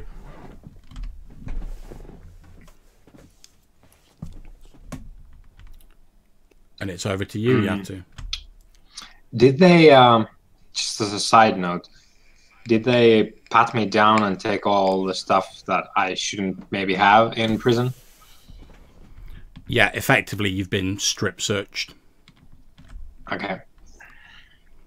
One of the glorious things about Star Wars, though, is we can just sort of do that fade to black thing and then cut back into you wearing the orange prison jumpsuit. Mm-hmm. Right. Okay, so are they giving the dog some shit for the attitude, or are they just moving along? Yeah, one of them sort of like cuffs him round the side of the face with the butt of their rifle, and he lets out a little hoarse cry and sort of falls back into line. You're all herded towards this Lambda class shuttle and taken on board. There's a couple of stormtroopers guarding you in the back, the sort of main bay of the shuttle. You can just about see the back of an Imperial pilot sat behind the controls. As you're all secured in, and there's a of the door sliding shut and the hum of the shuttle's engines start up, you hear the mechanical sound of the wings folding up as it starts to lift off. This dog that you're manacled to sort of cranes his head around in a bizarrely serpentine manner, so he's facing you, and he says, "What did they get you for then?" I was just about to ask the same. I'm here because we came in with a skiff. I'm guilty of. Look, if you don't want to tell me what you're in for, there's no need to be like that. Well, to be quite honest, I was caught. How do you say? Poaching some razor squids. Yeah. Oh, you're in the old Aqua game, are you? You say aqua, I say ooh la la. You know what I mean? He raises his eyebrows and lets out a short barking laugh, and he says, "Yeah, well, there's plenty of money to be made in that sort of game. Can't say I blame you. I'm more at the card table myself. That's what they got me for. You know how it is. You get into a bit of debt with the wrong people. You have a bit of bad luck, and the next thing you know, you've got people banging on your door, saying that you've tried to rob people, and all a terrible misunderstanding." Yeah, I tried to not do that, mainly because I'm terrible at it.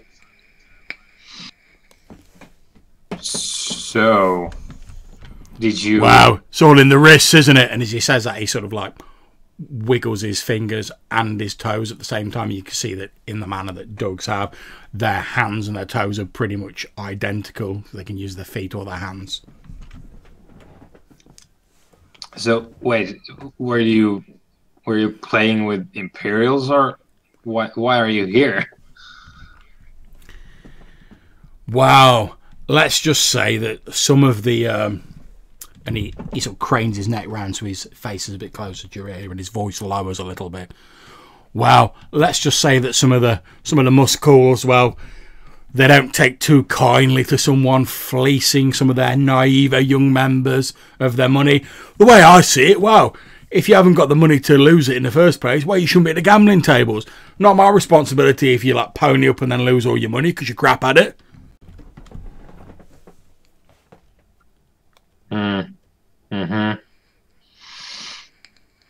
Yeah. So it's my first time here. So what are we looking at?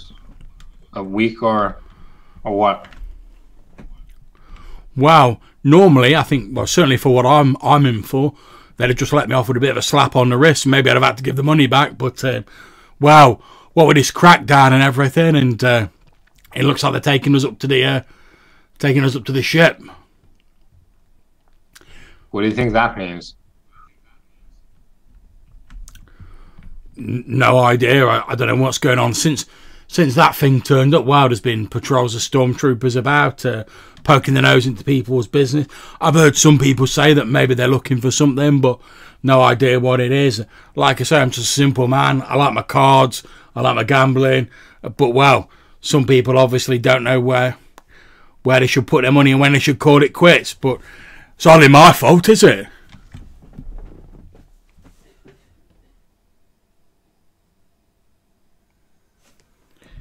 As you're sat there having this conversation with this Doug, you can see out of the sort of small windows on the side of the shuttle. You watch as you start to head upwards, spiralling around the outside of a three-pronged tower block towards where this Imperial Star Destroyer, the Vigilance, is basically like parked alongside the upper floors of it, hovering in midair, casting this huge triangular shadow over the southern districts of the city. We're going to cut scenes now to Gribbly. Obviously, this has all taken some time, Gribbly, so what have you been up to?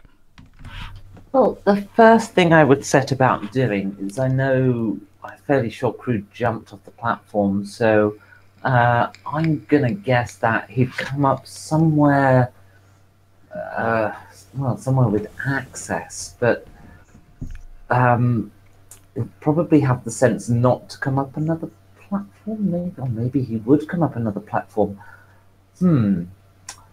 Maybe what I actually need is to go find someone who would know.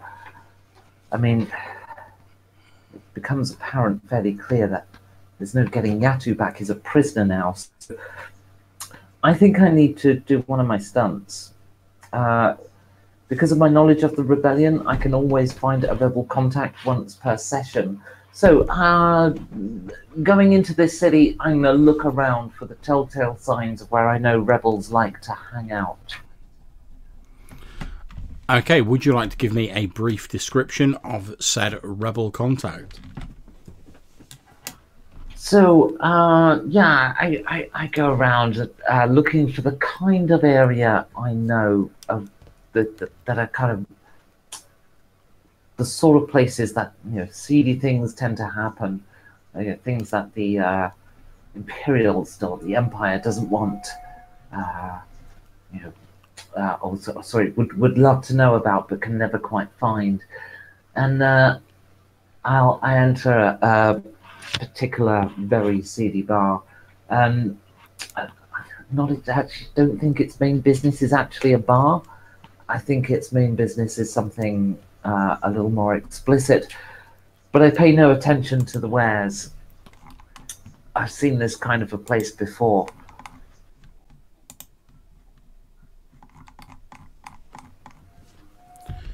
Okay, so as you head into this seedy bar, you notice as you head in there's a particularly strange piece of graffiti sort of on the side of this fairly dull sort of concrete building as you head in. Someone has spray painted what appears to be a stylized image of a spider on the side of the wall as you walk in. Yeah, I head in and I speak to the matron of the house and I order a drink that she wouldn't serve. A 3/4 measure of milk. Okay, not a problem. You give the signal via your drink, and sure enough, after a few moments, an individual starts making their way towards your table. Now, given that this is a stunt you're using, it's something of yours, would you like to sort of give me some idea of what sort of contact, what sort of race, what sort of speciality, what sort of area they're in, etc.? Well, as this is a pleasure house of sorts, I'm gonna go for another Twi'lek. I could complicate this for myself massively, but well, for the moment, we'll just go for another Twi'lek, who approaches the table and says, "Shall we go to our room?" Okay, would you like this Twi'lek to be male, female, and what particular colour is this Twi'lek? I'll let you decide gender and colour for the moment. Okay, splendid. I will go for a male Twi'lek who is yellow in colour. So he walks over and in a slightly sort of almost like posh sounding voice says, "Shall we go up to our room?" Oh, you do look sunny. Certainly. He smiles and gestures to a door at the back of the bar and starts sort of leading you towards it. Yeah, I get up and I lead the way, although I realise before long that I don't actually know the way and hesitate.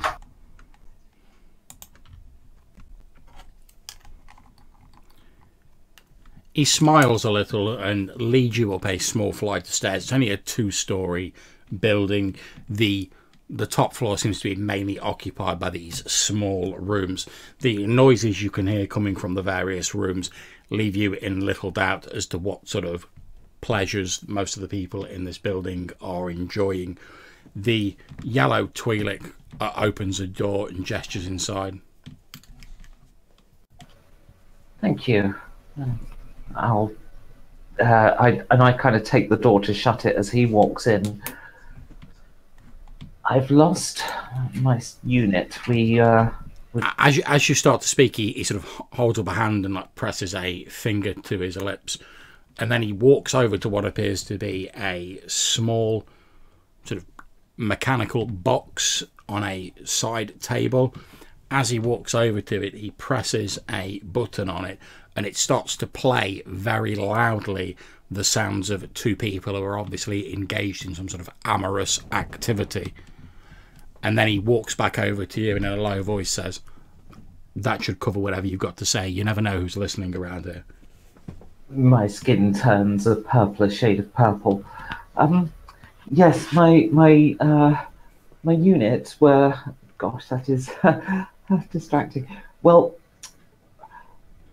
we ran into some bother as we came into the city. Shots were fired. I lost a Rhodian over the edge of the platform, and another of my number, a heavily tattooed character, was captured. I need to make contact with these people. Yes, I did hear something about a disturbance at the loading area. As far as I'm aware, they're still searching for the Rhodian. They've sent out probe droids to search the understructure of the city, but I don't believe they managed to find any yet. As for your other companion, I may have a little bit of bad news for you. I'm afraid he's been captured and he's being taken up on one of the detention shuttles to the Star Destroyer. Oh, that's fantastic news. So whereabouts? He raises an eyebrow. Well, they're about 3 blocks west of here, but like I say, your friend will already be on the shuttle up to the destroyer by now. No, I mean on the ship. Whereabouts on the ship? Oh, you've got me. He says, I've never been on board a Star Destroyer, so I couldn't possibly tell you. No, me either. They are quite large, aren't they? So, yes. That is where we're going, though. So, I need my pilot back, the Rhodium, where would it be likely that he'd find a way up from down there? Well, it depends. How good's your friend at climbing? I mean, I have heard it said that there are people who've climbed up the substructure and come out in some of the lower levels of the city and made their way up from there. I've heard it from like a friend of a friend. I've got no reliable sources that say it can be done. I've always thought it was impossible myself, but maybe your friend's desperate enough to try it. I don't know. Desperate perhaps, but also chronically lazy. I think given the option, he'd probably go around to another platform. He'd get arrested there. Well, yes, yeah. If your friend tries to, given the alert that's been put out, if your friend tries to show his face in one of the docks, he'll be arrested and he'll no doubt be on the next shuttle out. The alerts that have gone out, they didn't have images, did they? No, he was just identified as a Rhodian, rough height given, physical description, no actual pictures though, as far as I'm aware. And no mention of the Twi'lek? No, not as far as I'm aware. Fantastic. Right. If you could, I don't know what resources you have at your disposal and indeed how pressed for activity you are, would it be possible for a few of your number to wait around at the various entrance points for a few hours, and if they spot the Rhodium, smuggle him here? We're a little stretched thin at the moment. Our movements are being curtailed by the increased stormtrooper presence in the streets, but I'll see what I can do. That would be great, thank you. In the meantime, I must get the next part of my plan together. I'm going to have to rescue the other one, or leave him. Seems a shame. He holds a data pad up in front of you. You see like a string of numbers on it. He says, "That's my personal comms frequency. If you need to get in touch with me, you can reach me on that. If you can give me your own comms frequency and just input into that data pad, as soon as I hear anything, I'll let you know." And I do so. Okay, well, I'll let you get about your business. And then he sort of holds out a hand and shakes your hand and says, "Lan Coes, by the way." Nice to meet you.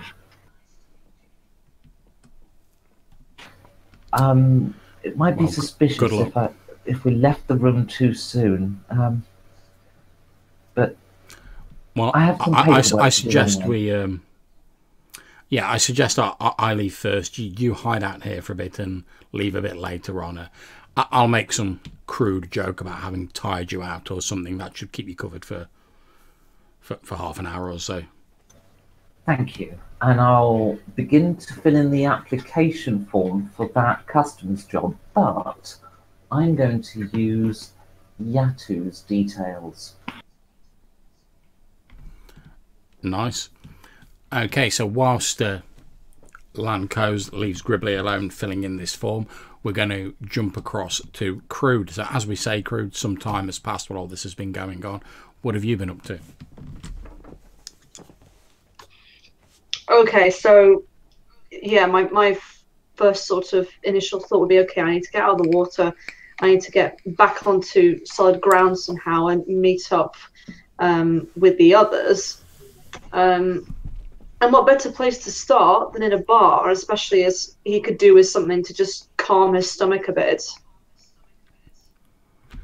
Okay, how do you plan on getting up from sort of underneath the platform onto the top of the platform effectively?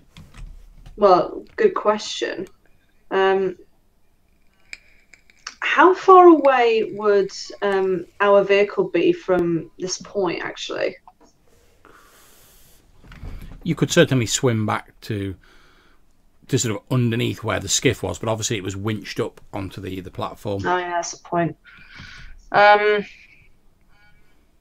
there any unused winches, for example? I could either climb up if it's like a chain or hoist myself up.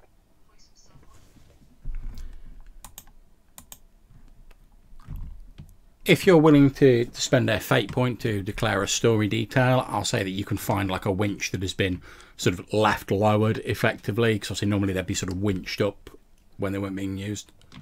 Okay, cool. I have 1 fate point left.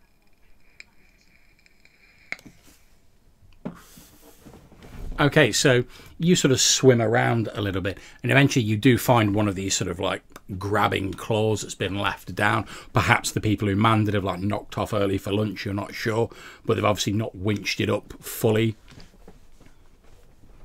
You can see the cables sort of stretching out from this claw, heading up to the platform where they're attached to a small crane. Okay.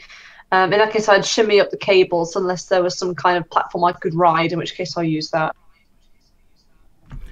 That's not a problem. Since you've already spent a fate point, I'm not going to make a roll to climb up the winch. It takes you a fair while, but you do start climbing up. However, as you get up to the docks, I am going to ask you for a guile roll, difficulty 2, just to see if you can like evade attention whilst you're like climbing up this winch, because obviously there's not really any way you can hide. Okay. Can I use that stunt again? Call the hunt. Yeah. You most certainly can.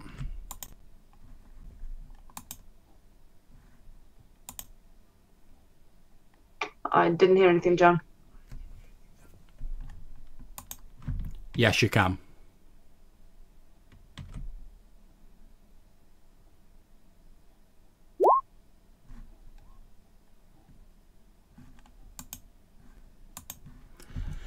Okay, that's absolutely fine. As you get up to the sort of top of the crane, it takes you like a fair while to climb up there, and you have to stop several times as these probe droids are still zipping about.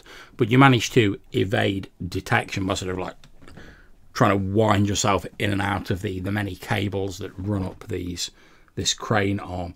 As you get up to the top, you find that your suspicions are confirmed and that the people do indeed appear to have like knocked off early for lunch. There's a few sort of like Imperial dock workers wearing their normal sort of grey uniforms sat around. They're sort of chatting, eating their lunch and their rations, etc. But they don't appear to have spotted you as you sort of shimmy along this crane. You are now on top of the platform and back in the city proper. Fantastic. In that case, I hit the bar.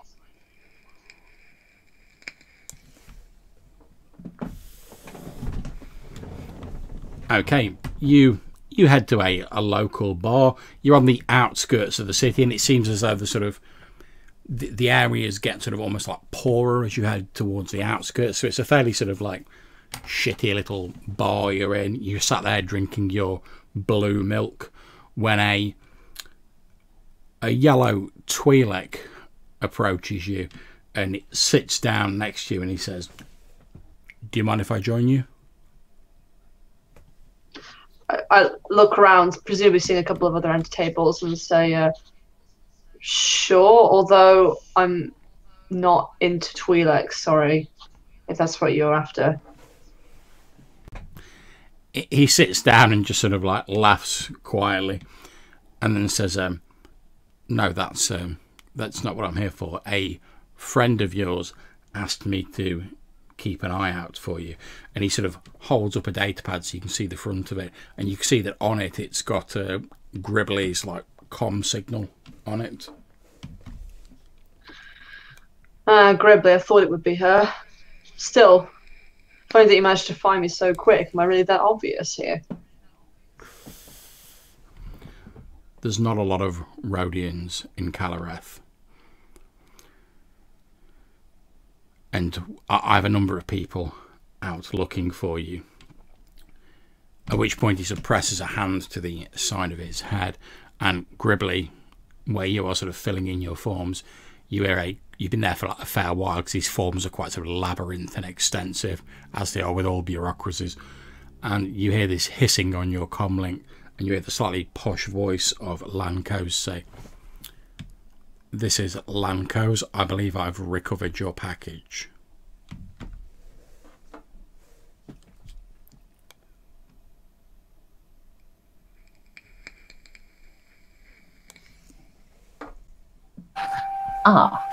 Excellent. I presume that he's inebriated in some fashion or high as a kite. Whereabouts can I pick up the pieces? If you want, I can bring the package to you, if you're still in the same location. I am indeed. This paperwork's a nightmare. Okay, I'll have the package brought over to you as quickly as possible. Stay put.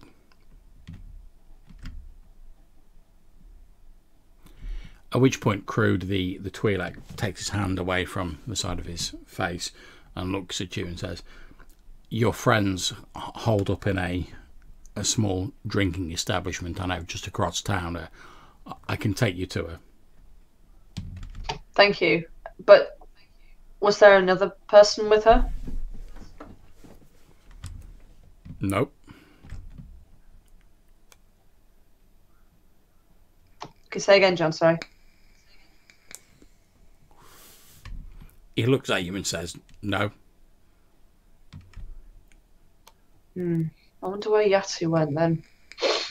Oh well, Gribbly probably knows. Okay, we better get going. Hopefully they'll have something nicer in your place than this crap. And you see Crude actually almost sort of inclined to throw the blue milk away, but he just sort of leaves it on the table. The yellow Twi'lek looks at you and says, "Yatu, is that the name of the Mirallanan?" Yeah. He's got a bit of a drawled out accent. Oh, well, I'm afraid he says this as you're sort of starting to like walk towards this bar where Gribbly is. "I'm afraid I've got some bad news for you then. Your friend was captured by the authorities and is being shuttled up to the vigilance up there," and he jerks a thumb upwards at the overhanging Star Destroyer. Oh, shit. Gribbly better have a plan.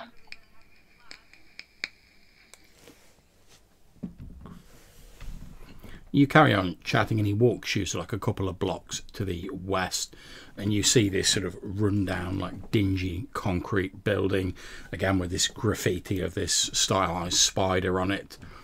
He walks you in and he starts sort of leading you towards a doorway in the back of the sort of main bar area, at which point a sort of squinty-eyed human with a slight pot belly who's behind the bar looks at him and he says, "Taking another one up, are you, Coos? Oh, you're having a busy day."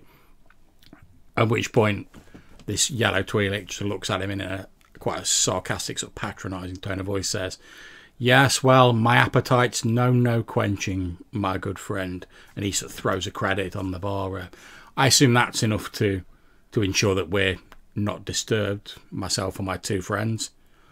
The barkeep picks up the credit, tests it in his teeth, and he goes, "Oh yeah, don't you worry about it, Coz. Don't you worry about it. You won't get any disturbances while you're here." At which point he smiles and he leads you through the door, Crude, up a small flight of stairs, past all these rooms where there's the sound of various inebriated festivities taking place, and into a small room at the end of a corridor. As he opens the door, you can see Gribbly sat in there at a table with a data pad in front of us, filling in this paperwork. Over to the two of you. Why don't you suppose Yatu's date of birth is? Doesn't matter, I'll make something up. Why on earth do you want to know how old he is or when his birthday is? What shall we have as his first job? Gribbly, what are you doing? Where's Yatu? Freighter deckhand. Gribbly, What? I'm asking you a question. Yes. Why is Yatu in a detention centre? What happened? He's in the perfect position to get us on board. That's Wait. as may be, but really, We're going to do. uniforms. We're from the Imperial Customs Bureau Outreach Department. You know, because some native planets are easier to control if you use natives.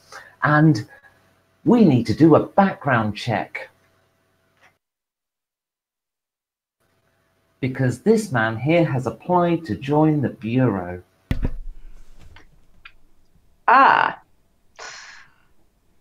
So essentially you want to interview the candidate while he's in prison. Yes, but he's not been charged with anything yet, and we can make charges disappear for one of our own, as long as we're quick. So, see if that uniform fits, would you? Oh, you might need to clean it. Why can't I get the clean one? It's your sick.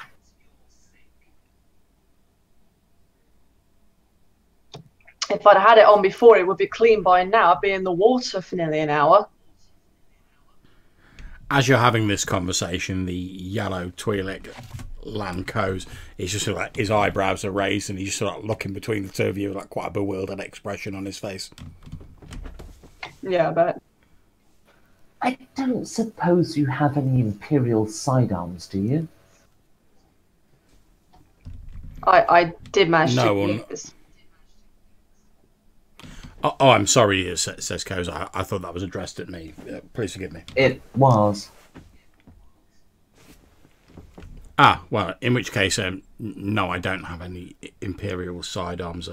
I can possibly get you some small sidearms, but they won't be of Imperial manufacture. Such things are very difficult to get hold of, especially now. That's fine. What about ID cards?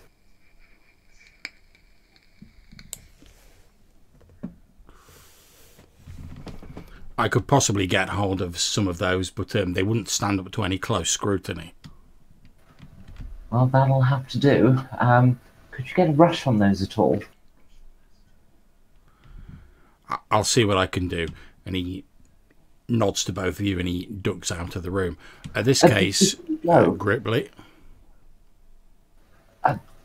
Just before you go, the rebel on board that ship that we're rescuing, he has vital information the Empire can never know. Do you understand? We've got to move quickly. He nods and disappears out of the door. At this point, Gribbly, I'm going to ask you if you can make me a roll for your contact to see how well he does at acquiring these ID cards. The roll is at +2.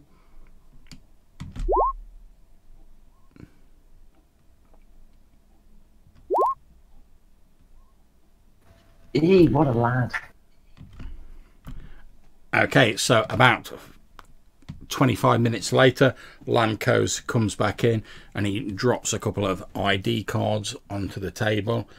He says, these are low-ranking ID cards, I'm afraid, and that they're not the best forgeries, but it's the best I could do with such short timescale. Well, that's fantastic. Right. Any idea how to pronounce this name? I think it's pronounced Talri. Tal. Okay. Right, I'll take that one. That's at least an easy syllable. So it looks like you'll be Mr. Shodan, he says as he holds the other ID card out to you, Crude. Is there like a photo? Is this a photo ID? No, it's just like a small cylinder that you would use to like plug into one of these circular ports on an Imperial ship, and it has like all of your sort of biometric data on it. Cool. Okay. I look at the yellow Twi'lek and I say, I'm still concerned the fact that you were able to spot me so quickly. Do you think there could be any way of maybe making my skin a different color, like with a dye or makeup or something? I suppose it's possible, but I think it'd probably be far easier if you were to get yourself some concealing clothes, maybe something with a hood. Wouldn't that look suspicious? It would a little, but I suppose I could use maybe an ox tusk to conceal most of my face. yes, if you got some sort of hazmat gear or something similar, that wouldn't seem out of place, depending on if you could pass yourself off as the appropriate arm of the Imperial bureaucracy. The problem is you're a low-ranking Imperial Customs Bureau agent right now. You'll just have to be a different Rhodian. We could always try cutting those antennae off. No!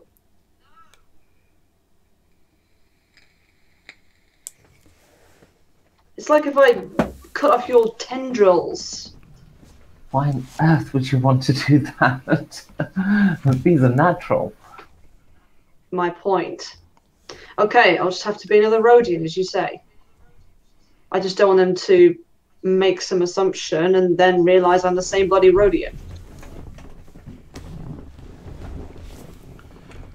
Okay, so at this point we fade that scene to black and we cut back to Yatu on board this Lambda class shuttle, which is now docking with the Imperial Star Destroyer Vigilance.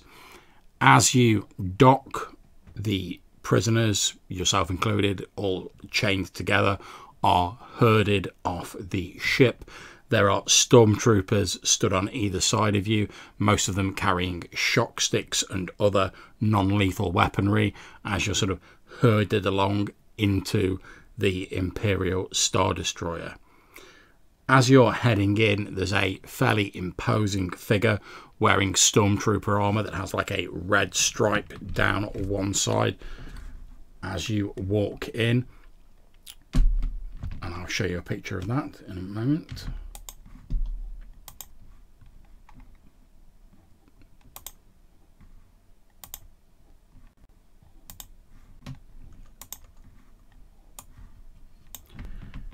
The stormtroopers who are leading you in, Yatu, stop in front of this figure, and the figure says, "What do we have here?" "Latest batch of prisoners, Captain Dayaka, from the surface." "Very good. Take them to interrogation. We need to find those rebel spies as quickly as possible." "You heard them off's orders?" "Yes, sir. Understood. We'll take them to interrogation straight away."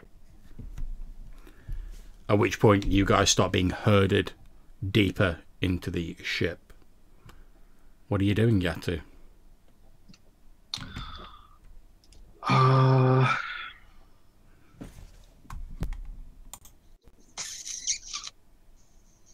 Fudge.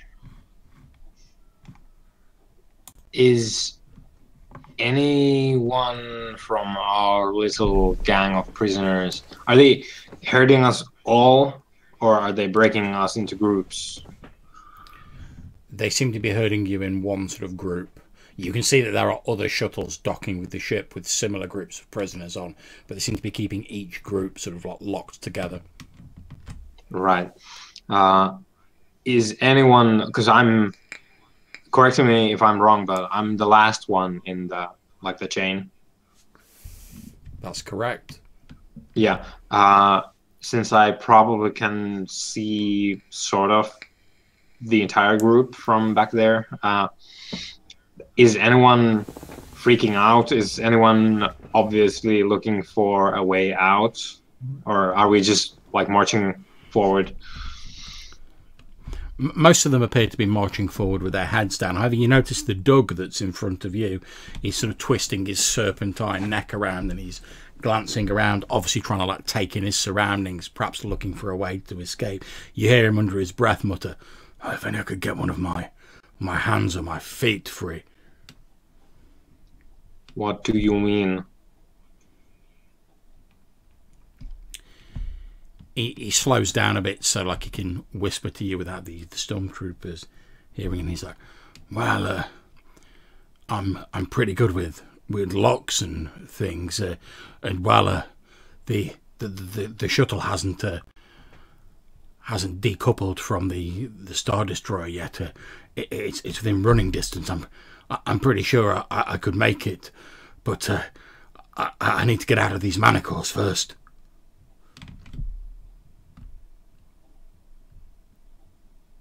Running distance? I need some kind of... Yeah, I need some kind of distraction, though. I'm pretty sure I could wriggle free of these manacles, but not when all these stormtroopers have got their eyes on me.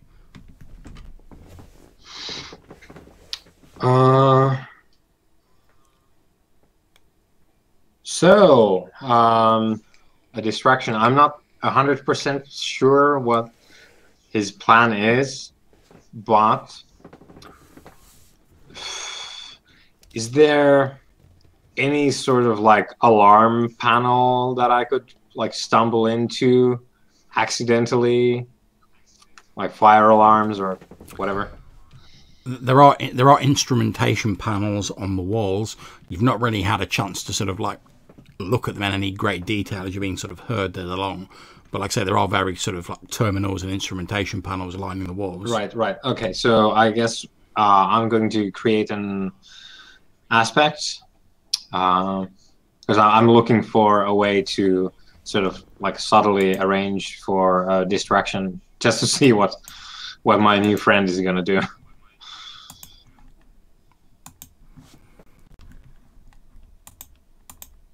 Okay, that's absolutely fine. Now, obviously, you're trying to do this quickly since you're being like herded into the Star Destroyer.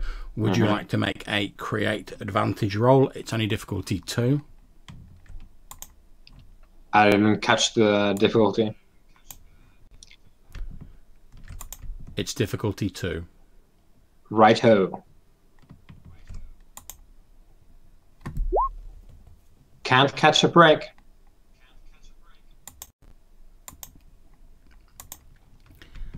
Okay, so you try and stumble into one of these instrumentation panels. However, you get about 2 steps sort of out of line, and one of these stormtroopers jabs you in the ribs quite brutally with one of these shock sticks, and you feel the shock of the electricity like rippling through your body, and everything goes dark. And that is where we are going to end the session for this evening, with Yatu collapsing, twitching on the ground as his shock sticks are jabbed into his side. As, bizarrely enough, at least one of you has made it on board the Imperial Star Destroyer, although perhaps not in the way you'd originally hoped. I consider I hope it that session was conquered. okay for you guys. Yep. Yeah, it was good fun. It went about as well as I thought. Well, there's still next session to make it onto the Imperial Star Destroyer. Obviously, Gribbly's got a plan in the offing with Crude. Obviously, you're already on the Star Destroyer, and we'll pick up next session with you sort of waking up in the interrogation room effectively. But for now, I'm going to end the broadcast. I'm happy to chat for a little bit afterwards, and obviously we'll sort out milestones, etc. Key. Yeah.